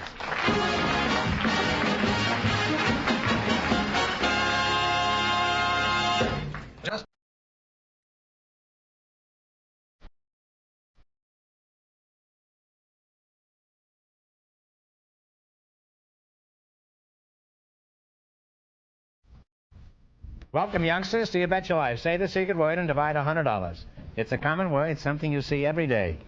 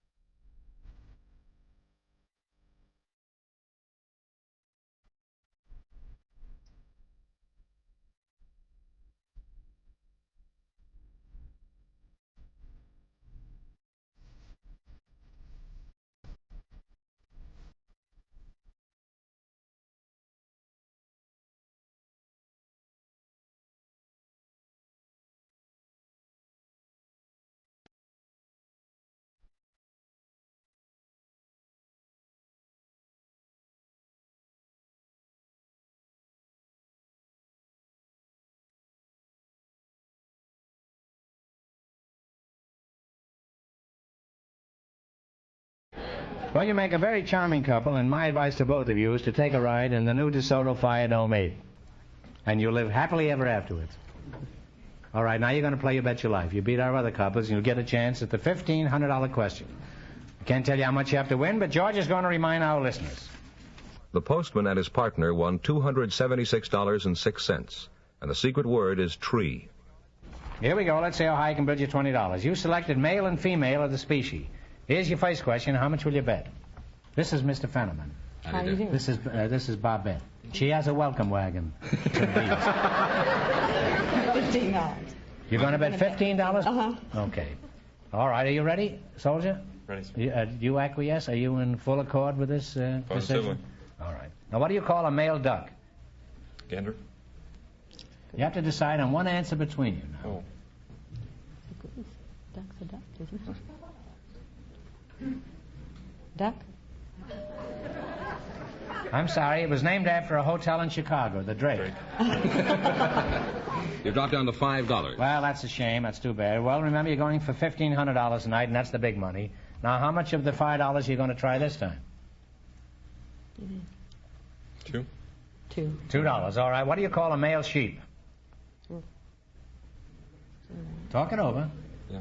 A ram? A ram is right. Well, you're on your way again. You have $7. Here's your third question. How much you going to bet? $3. Okay. $3. Oh, this is duck soup. Now, what do you call a male goose? Gander. A gander. That's right. It was named after a hotel in Chicago. A gander. You now have $10. Now you have $10, and it's your last chance to beat the other couples. How much you going to bet? Talk it up. $10. $10 you're going to bet. What do you call a female rabbit? Doe. That's right. It was named after the Treasury in Washington. A doe is right. And you wind up with $20, but I don't think that's enough, is it, Groucho? No, I don't think so. No. I think we ought to give him a chance to win some real money here. I'm going to give you one more question. You get this right, and it'll bring your winnings up to $25. No coaching, please. Who is buried in Grant's tomb? General Grant is right.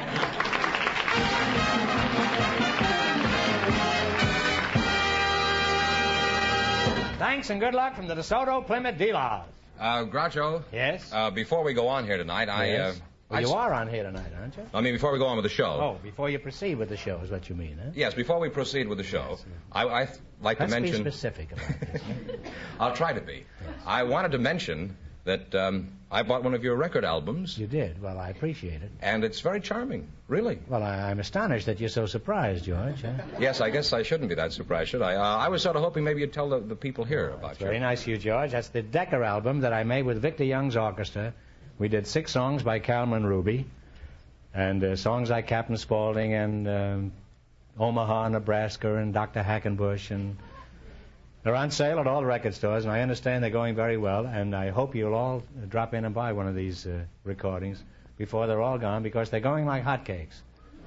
And some of the songs sound like hotcakes, but I trust you'll all go out and purchase one of these records, otherwise I will be a public charge. Now, who is next on the agenda? That's what they always say at the American Legion, the Shrine, places like that. Well, we have some... What do you know what that means, agenda?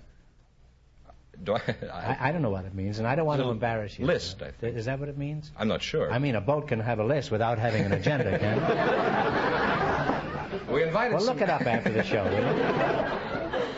We have some newlyweds for you, Groucho. Really? Yeah. I'll take half of them. I'll take the distaff side. They were selected by our studio audience just before we went on the air, and I'd like to have you meet them now. Well, how nice. Mr. and Mrs. Robert Donnelly, meet Groucho Marx. Well, look at this. Newlyweds, eh? Well, welcome for the DeSoto Plymouth dealers, and for me, too. Say the secret word and take home $100. It's a common word, something you see every day. Bob, where are you from? Patterson, New Jersey. Well, how old are you? 30. 30? Mm-hmm. And Mrs. Donnelly, I presume that's you. That's right. What is your front name? Ia. Beg your pardon, what was that again? Ia. I thought that's what you said. My ears aren't what they used to be. You know. Old MacDonald had a farm, E-I-E-I-O. Is that named after you?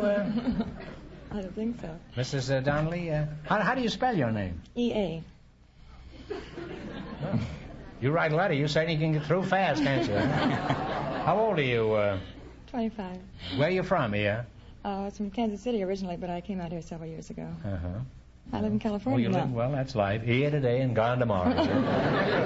What made you decide to come to Los Angeles? Was it Ia? No, I was out here for a while during the war, Groucho, and decided to come out again. Oh, you were in the service then? Yeah. How did you happen to meet Ia? Well, I was driving along one of the Los Angeles streets, and she was standing on a corner waiting for the traffic light to change in a halter and shorts. And I was watching her. She sounds like a horse.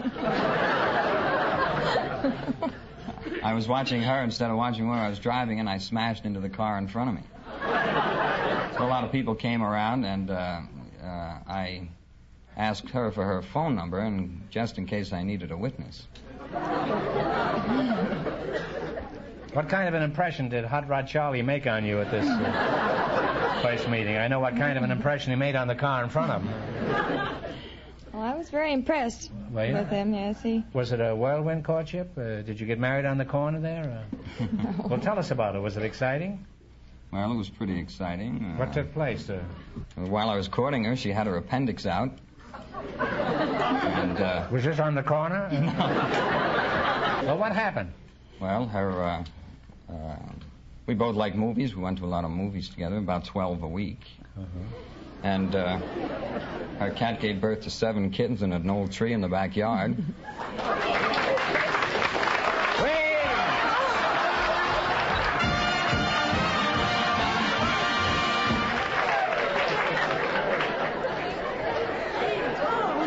You said cat, and that's the secret word. We've changed it from tree to cat now, and you split $100 between you. You get 50, and he gets 50. Yeah, how about the proposal? Was it romantic? Oh, yes, it was very romantic. It was after dinner, and we were playing beautiful classical music on the record player. You were pretty shrewd, huh? You really set the scene. Bob, did you get down on one knee when you proposed? No, I was washing dishes. Before you were married? Brother, were you hooked? Well, that scene must have been very romantic. 2 young lovers in front of the sink holding dishpan hands. In a frenzy of passion, Bob squeezes the dish rag and she says yes. And he says, will you be my little Brillo forever and ever? Well, you make a very engaging couple, even if you are married. Now, Bob, do you have any pet names for her? Oh, yeah, I call her Squash. Isn't that romantic? Why do you call her Squash? Well, every time I lie on the sofa in the front room, she sits on my stomach. Well, that's logical. I suppose if she sat on your head, you'd call her Cabbage. What kind of work do you do, Bob? Well, I'm an apprentice glassblower. Mm-hmm. Now, what does an apprentice glassblower blow? Do you just hang around doing nothing until 5 o'clock and then blow? No, we make all kind of glass products, neon lighting and medical tubing, vials, goblets, glasses, You bottles. manufacture goblets? Yeah. I always thought a goblet was a small sailor filled with wine. Did you like that one, mate? That was pretty good, but I've heard better. Well, let's hear the one that cracks them up down at the glassworks. Let's hear it. There's the standard one about the glassblower that comes to work with the hiccups, and he blew 115 percolator tops before they could stop him.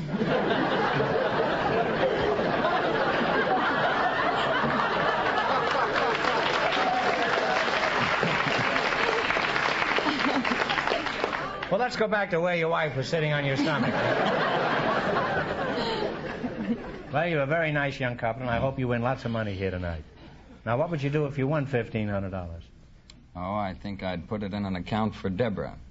Deborah? Well, that's very nice. Who's she? Some dish down at the glass factory? No, Deborah is the name we've decided to give to our first child.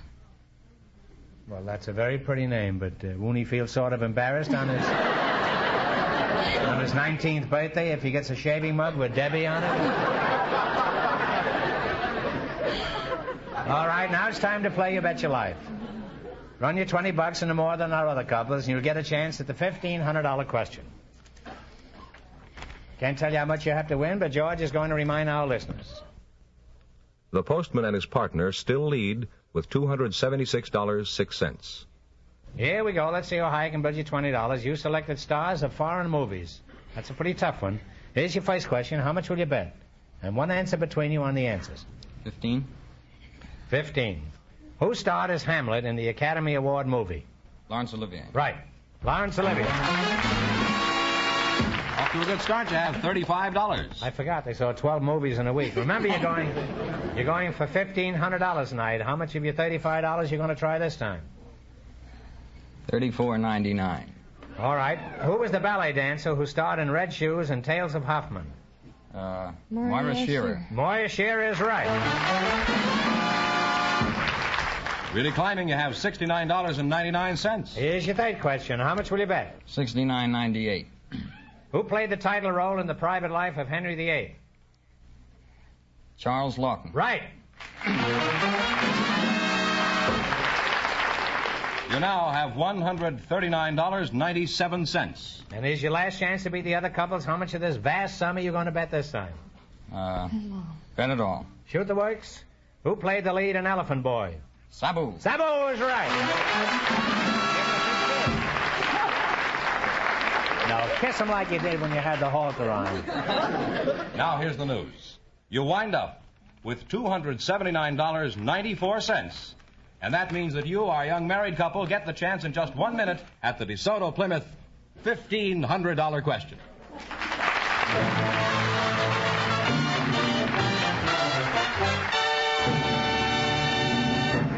Friends, I'd like to remind you about getting your car ready for colder weather. Be sure to tell them, George, there's a lot more to it than just getting antifreeze and having your oil changed. Well, that's right. If you expect your car to start on the coldest winter mornings, to shift smoothly, to operate efficiently, then the place for you to take it right away is to a DeSoto Plymouth dealers. First, for easier shifting on even the coldest days, your transmission will get the proper lubricants. For quicker winter starting, your battery will be checked.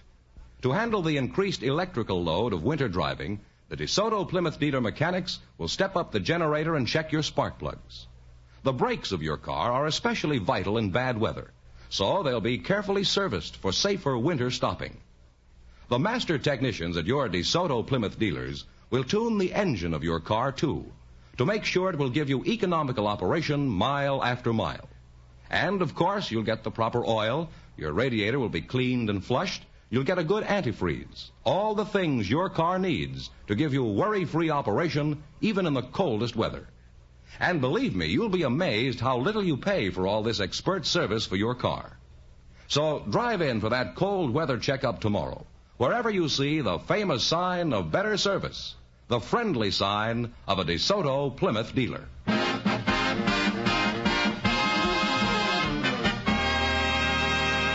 Well, here's our young married couple, Groucho, all set for the DeSoto Plymouth $1,500 question. All right, now, nice and quiet. Here we go for $1,500. Give you 15 seconds to decide on a single answer between you. So think carefully, and please, no help from the audience. Here it is. I'm sure everyone is familiar with a perennially popular poem which begins with the line, "'Twas the night before Christmas." For $1,500, tell me the name of this children's classic. You got 15 seconds.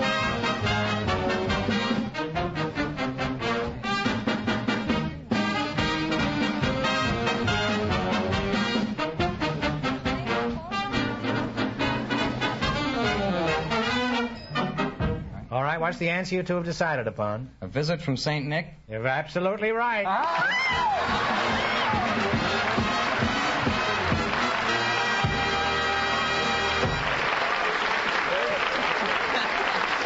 You notice how her attitude has changed since they won the big money. Well, that's right. You win $1,500. You wouldn't kiss him that much on the $169. And you won $100 for the secret word? And $279. Figure the whole thing up, Fenneman, and shove it under my door. Huh? How much? Come on, now, fast. I got it right here. $1,879.94.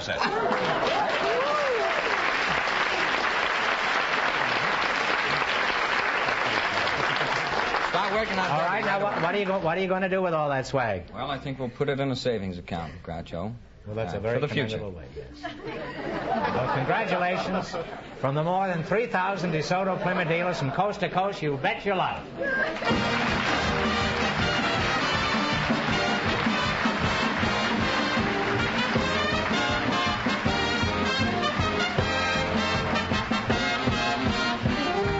Be sure to tune in again next Wednesday night at the same time for the Groucho Marx Show, when the big question will be worth $1,000. And don't miss Groucho's television show, also presented by the DeSoto Plymouth Dealers of America. And remember, all dealers who sell DeSoto also sell Plymouth. Two great cars, both products of the Chrysler Corporation. And when you drive in, tell them Groucho sent you. Good night, folks, and remember, see DeSoto fire dough make tomorrow.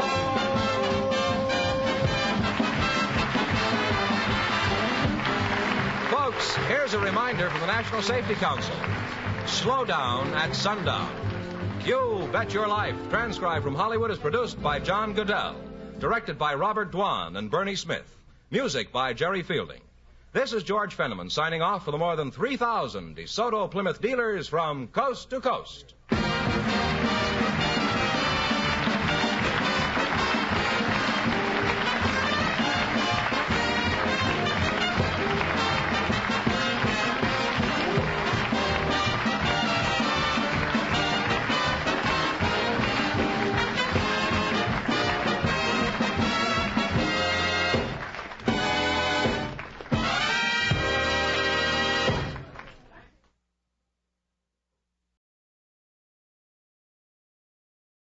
You are listening to Golden Age Radio, rumble.com/C/GAR.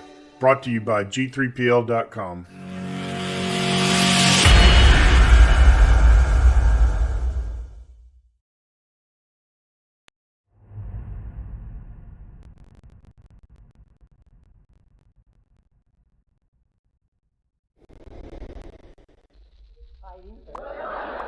The Raleigh Cigarette Program from Hollywood, starring Red Skelton with Oz and Nelson and his orchestra, Harriet Hilliard, Wonderful Smith, and yours truly, Truman Bradley.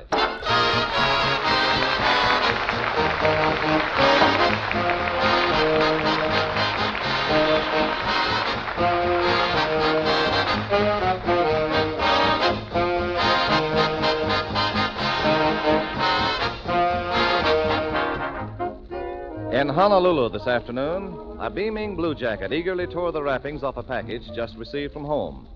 His happy smile spread like Hawaiian sunshine when he discovered it contained a carton of Raleigh cigarettes. And especially important, they were factory fresh. Would stay that way, too.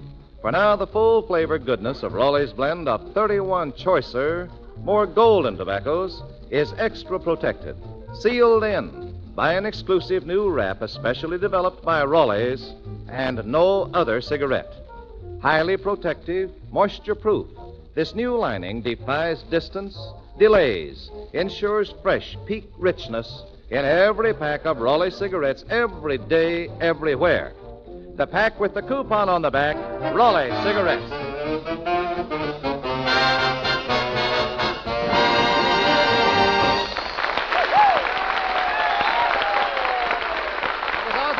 Orchestra playing Idaho.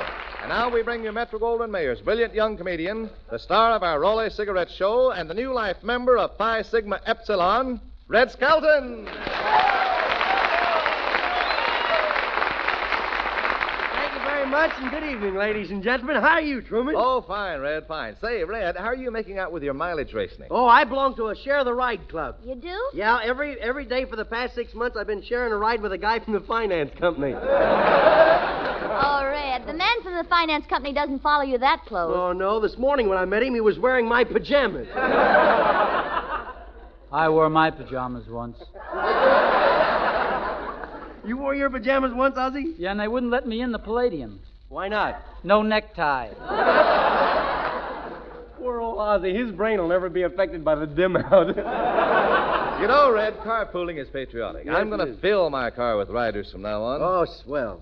You know, the more the merrier. Yesterday I picked up 4 riders and a thumb. A thumb? Yeah, I didn't notice one guy in time. Are you pulling your car, Red? Yeah, I'm really packing them in. Yesterday even picked up a guy with a dog. A dog? Yeah, everything was all right until we hit a big bump in the road. What happened? Did you ever try riding with a dog driving a car?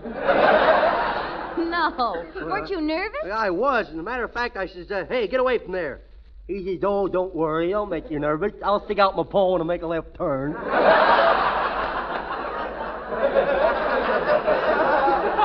You know, there was one fella got in trouble over this share the ride plan. Yeah? Yeah, he was standing in front of a justice of peace, and he thought they said share the bride. Oh, by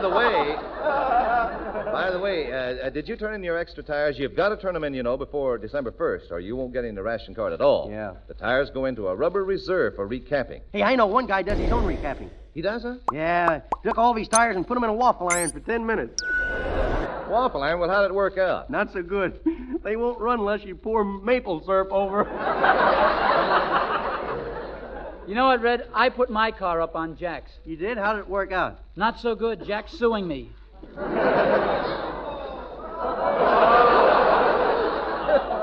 You know, you're not... I'm going to sue you, too.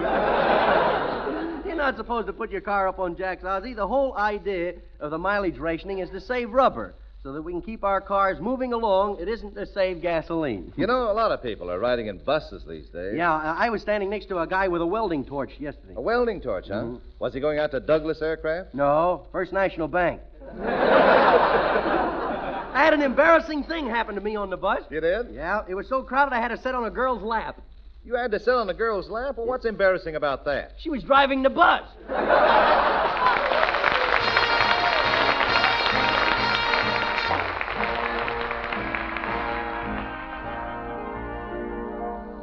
While other girls attend their favorite cocktail bar, sipping dry martinis, munching caviar, I hope he's kidding. there's a girl who's really putting them to shame. And Rosie is her name. All the day long, whether rain or shine, she's a part of the assembly line. She's making history, working for victory. Rosie, the riveter, keeps a sharp lookout for sabotage. Sitting up there on the fuselage, that little frail can do more than a male can do. Rosie, the riveter. Rosie's got a boyfriend, Charlie. Charlie, he's a Marine. Rosie is protecting Charlie, working overtime on the riveting machine. When they gave her a production E, she was as proud as a girl could be. There's something true about red, white, and blue about Rosie, the riveter.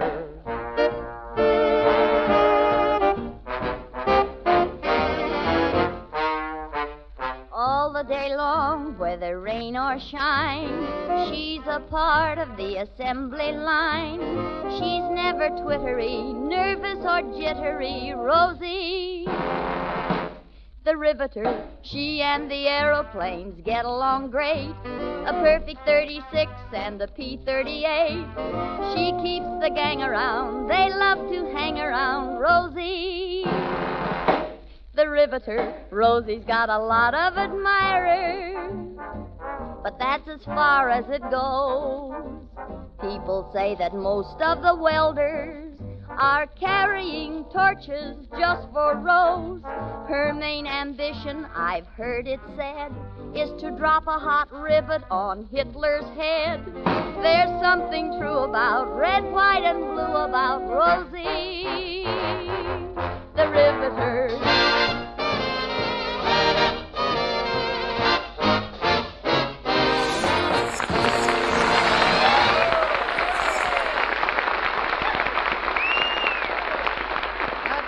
Ozzie and Harriet singing Rosie the Riveter, and dedicated to the Boilermakers Union Local 92 here in Los Angeles, who have just sent over 600,000 Raleigh cigarettes to the armed forces overseas. I think that's really swell of them. I wish they'd send me a pound of butter. Now that the cold weather is here, everybody is bundling up. So let's see how different people react to Old Man Winter. First, we go up to the North Country where we find Deadeye. He's looking for the guy who stole his gal.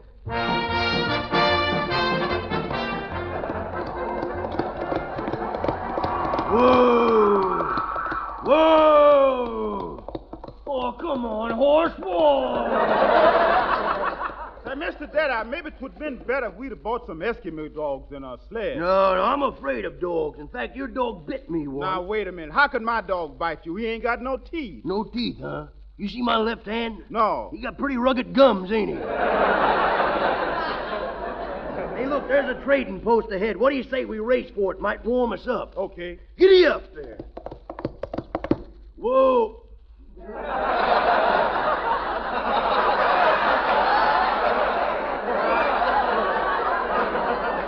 Well, you can never trust that horse.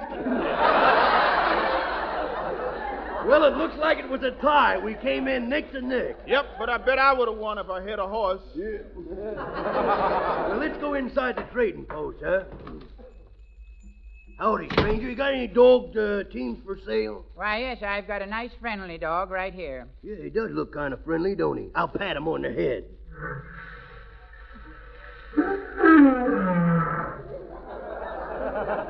Yeah, kind of friendly for a Pekingese. Well, that one there's a bird dog. Yeah. Oh, I don't want no bird dog. No. Say, you know how a good bird dog's supposed to point. Yeah. Well, the one I had last year wouldn't point. Wouldn't? Whenever he'd see a duck, he'd look over his shoulder at me and holler, "Hey, stupid, over here!"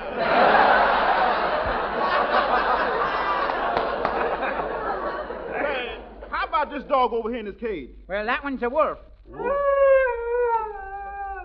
Oh, that ain't a real wolf. Here's how a real wolf goes.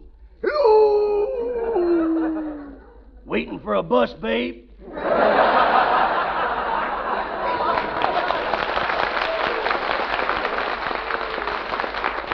Where are you fellas from, anyhow? California. California? Yeah, you know the place where you get hit by a woman driver and then take a sunbath while you're waiting for the ambulance.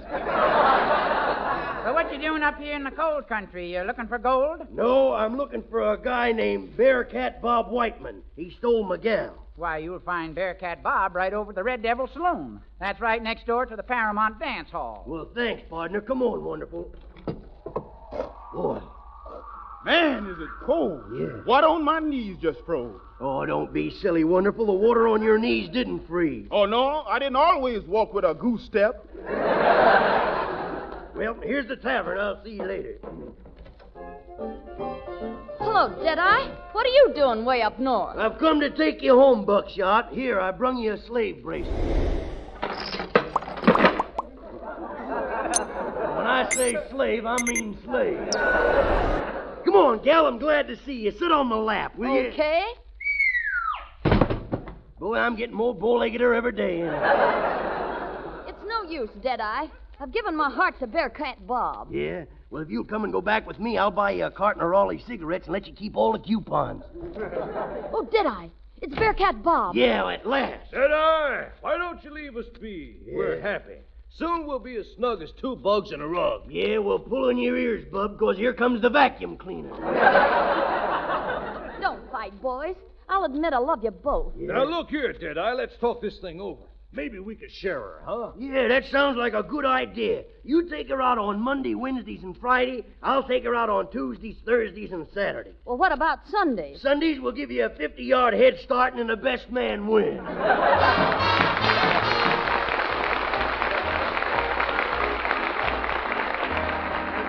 Then we have Clem, the fellow from the country. He's on his way to Daisy June's house to spend an old-fashioned winter evening. Old-fashioned way, too. Freezing.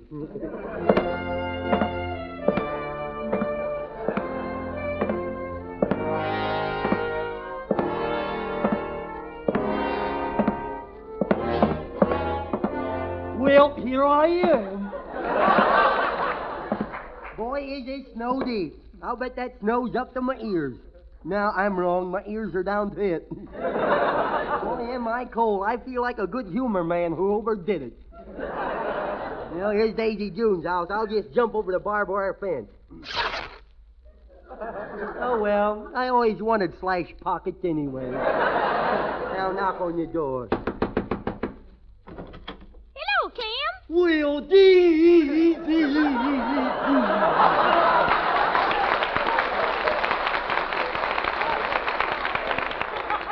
Hey, is it cold enough for you? Yes, it is. Say, Clem, is that a coonskin hat you're wearing? Yes, it is. Well, the front end of it just winked at me. Oh, darn that Herman. Herman, stop that and lay down, will you? Ain't it cold out, Clem? Yeah. Hey, can you imagine what would happen if it ever snowed in California? What? Well, the man from the Chamber of Commerce would look at the snow and say, my, aren't the clouds low today? Ain't you glad to see me, Clem? Yeah, I'm glad to see you. Well, how about a kiss? No. Aw, come on, give me a kiss. No, I ain't gonna take my thumb out of my mouth just for that. Clem, you're getting too big to suck your thumb. I know, besides there's no flavor in it no more. Well, come on in, come on. What's that on your feet? Your underwear hanging down again? No, them spats to keep my feet warm. Wouldn't your feet be warmer if you wore shoes, too? Bird! That's what it says here, B-U-R-R.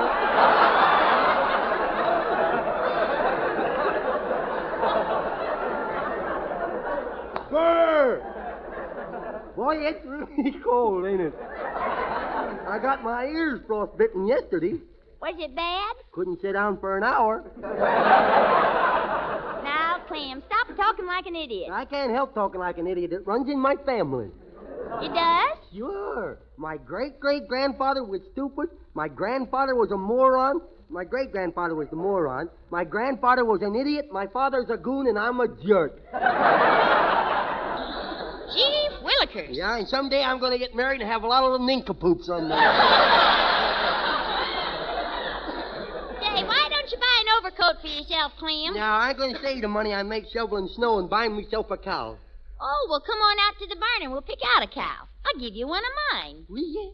Well, that's mighty neighborly of you. Here, let's bundle up so we won't catch cold, huh? Burr! Boy, it's really cold out, isn't it? Yeah. Be careful going down them steps, Clem. They might be a little... They are. Clem, are you hurt? Was my nose always overlooking into my left ear? Yep. Yeah, I ain't hurt. Well, here's the barn. Let's go inside. Boy. Well, look at that. Them sure are nice cows, ain't they? Get good milk, too. They do? Go ahead and milk one, Clem. Is it okay? I'll milk this one. Let's see. Which one's grade A? Ooh, I'll just milk this one.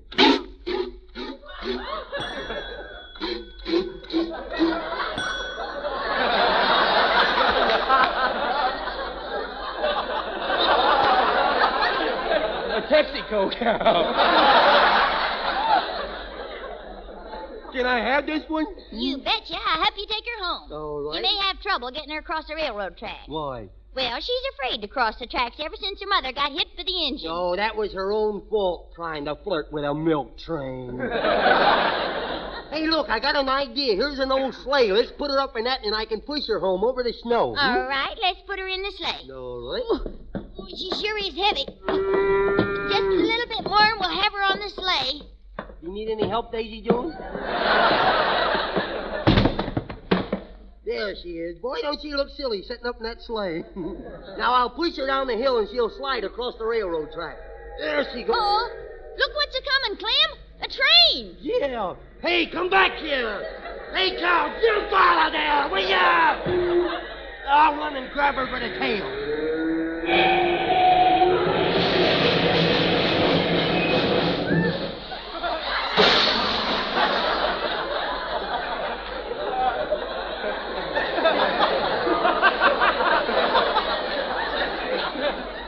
Would you like a little relish on yours?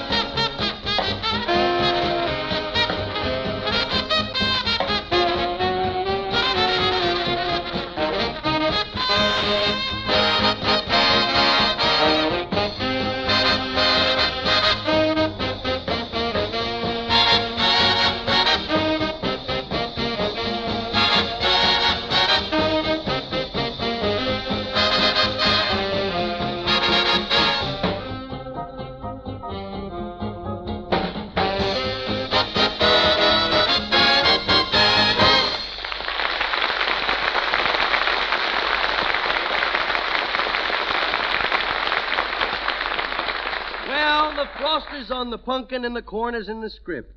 And in Thanksgiving season's best tradition, we bring you the immortal story of Priscilla and John Alton. Miss Priscilla, I'm here in behalf of my friend, Captain Miles Standish, who loves you dearly, yet Yeah. cannot speak. Yeah. So I have come to press his suit for him. Will you iron my slacks, too? Oh, I'm afraid you don't understand, Miss Priscilla. Miles would woo with you. Yeah. Well, why don't you speak for yourself, John? She should have never said that. Oh, my Priscilla, you have such lovely, clear, sparkling eyes. You, like everyone else, can see for yourself that Raleigh's give you the more golden tobaccos. Here we go. Tobaccos that any expert will tell you are choicer, more expensive. See what I tell you. And for unrivaled richness, smoothness, mildness, Raleigh cigarettes are blended from 31 of these finer tobaccos. That's why Raleigh's are unsurpassed in full, satisfying flavor enjoyment. Oh, John, tell me more. He will, don't worry. Raleigh's give you even more, a plus value. Golden coupons redeemable for 3/4 of a cent in cash. 1 1/2 times the cigarette tax added in October 1942. That's about a dime dividend when you buy Raleigh's by the carton. We'll have such a lovely home. We certainly will. A home full of the handsome luxury premiums you can also get in exchange for Raleigh coupons. In addition, your Raleigh coupons may be redeemed for United States war stamps. Hey, John, did Priscilla agree to marry me? Oh, she agreed all right. Agreed that it pays in many ways to get the pack with the coupon on the back, Raleigh cigarettes.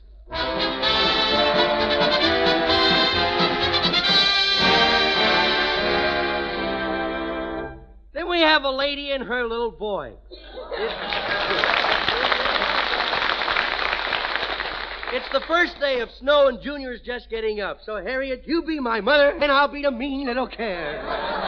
Junior, get up and look out the window at the snow. Okay.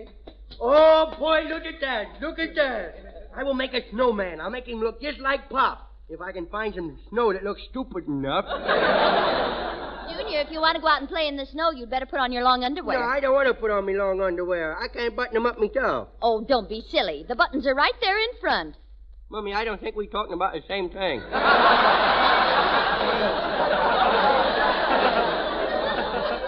Put your long underwear on. No, I was just fooling. I got 'em on, Mummy. And your heavy stockings? Yes, ma'am. And don't forget your thick shoes. No, I got me thick shoes on, me thick head, and me overcoat. I can hardly believe my eyes. You put on all those heavy clothes without my helping you. How did you do it? I slept in them. Oh, go wash your face and get ready for breakfast. Okay, go wash me face. That's the favorite thing I hate to do most. It snowed last night. It snowed last night. I dreaming of a white Christmas. I dreaming of a white Christmas. And me papa's dreaming of a wet New Year. Junior, don't forget to wash your face good. Wash your face good, she said. I got a good mind to let me hair grow like Veronica Lake, and then I only had to wash one time. Oh, well, I turn on the water. Well, how do you like that? The pipe is frozen. Now, nothing comes out but groans. Now I can't wash me little face, me neck, or me ears. Ain't that a shame? Breaks me a little heart, it does. I better get out of here before it thaws. Oh, look at that dirty banister. I think I'll slide down and dust it off. Dust myself off, too. Junior, did you break something? Meow, meow. Oh, that darn cat. It always works. Boy, at times I wish that old cat would have kittens so I could increase production. Come on,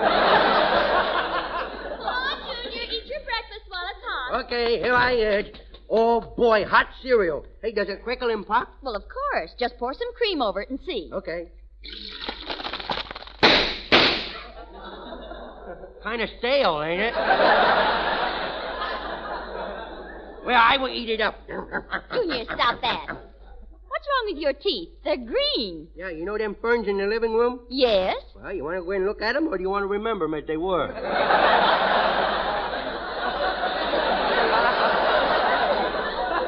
Hey, Mummy, can I go out and play in the snow? No, it's too cold to go out. Now, you let me go out and play, or I will tell. You'll tell what? I will tell everybody you served steak on Meatless Tuesday. Junior, that wasn't steak, that was hash.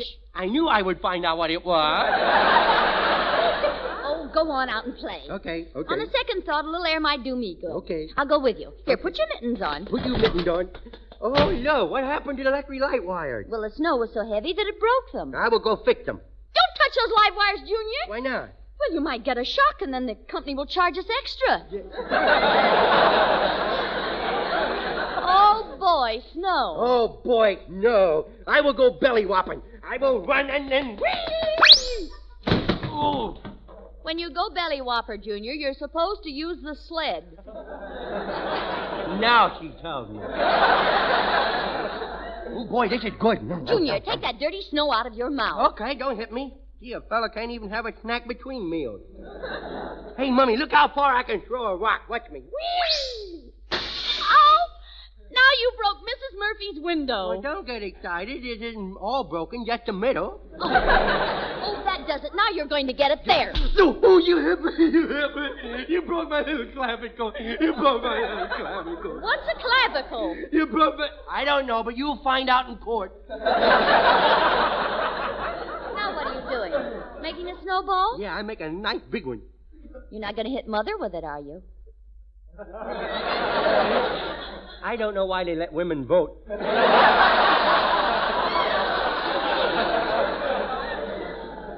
Oh, look who's coming. The man next door, and he's wearing a brand new shiny silk hat. Now, he ought to know better than that. Junior, don't throw that! Why did you hit me? Why did you hit me with that snowball? And Winchell calls things like you a blessed event. How are you, Mr. Harkins? Isn't it cold today? Oh, it certainly is. I wish I had a hot cup of coffee. You don't happen to have a spare cup, do you? Don't answer that, Mummy. He might be a spy from the OPA. Hey, I know where there's big rooms of coffee and there's lots of coffee you can have all year. Where? Oh, wouldn't you like to know? Oh, Junior, look at the man coming down the ski slide. Yeah. Whee! Look at him go. Boy, he sure got big feet, ain't he? Oh, darling, those aren't his feet. They're not? He sure let his toenails get away from him. Junior, those are skis. Oh. Why don't you go and play? Okay, well, I'll go play. Well, here I is, all alone. We know what that means, don't we, folks? Oh, look, a man starting his car. I wonder if I could tie me little sled on the back and go for a ride. I wonder if this rope's strong enough. It looks strong enough. If I do, I get my ears knocked off. I do it. I is dying to try this new share the ride plan anyway. Yeah, now it's all tied on. Here we are. Here we go, here we go. Not too bad, not too bad. Hey, Mummy, look on the back of the car. Oh, someone's hauling some trash away. Junior, get off of there! Don't worry, Mummy. I'm not going very far. 4 gallon don't last long, you know.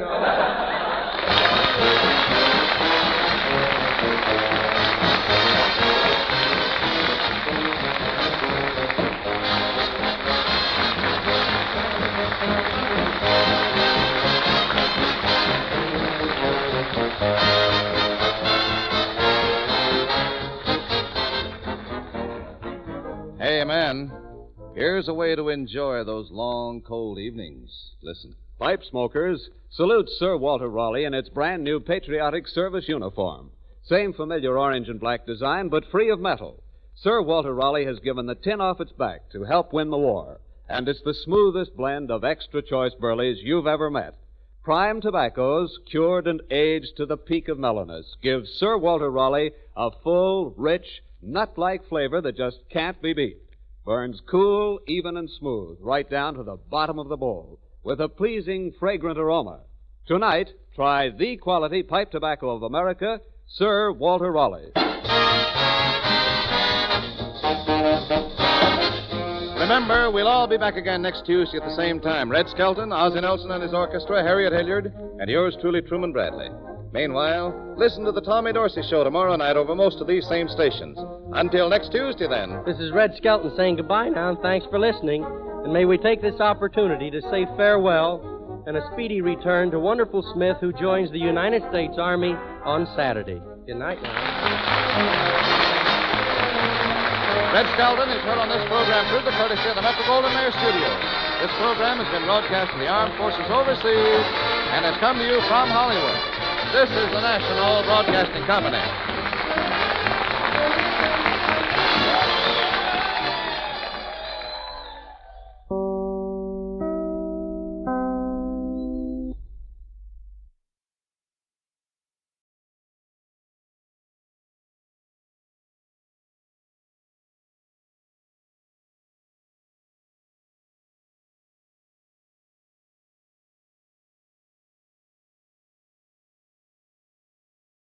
You have been listening to GoRumbleD3PL.com. Don't forget to subscribe for more videos.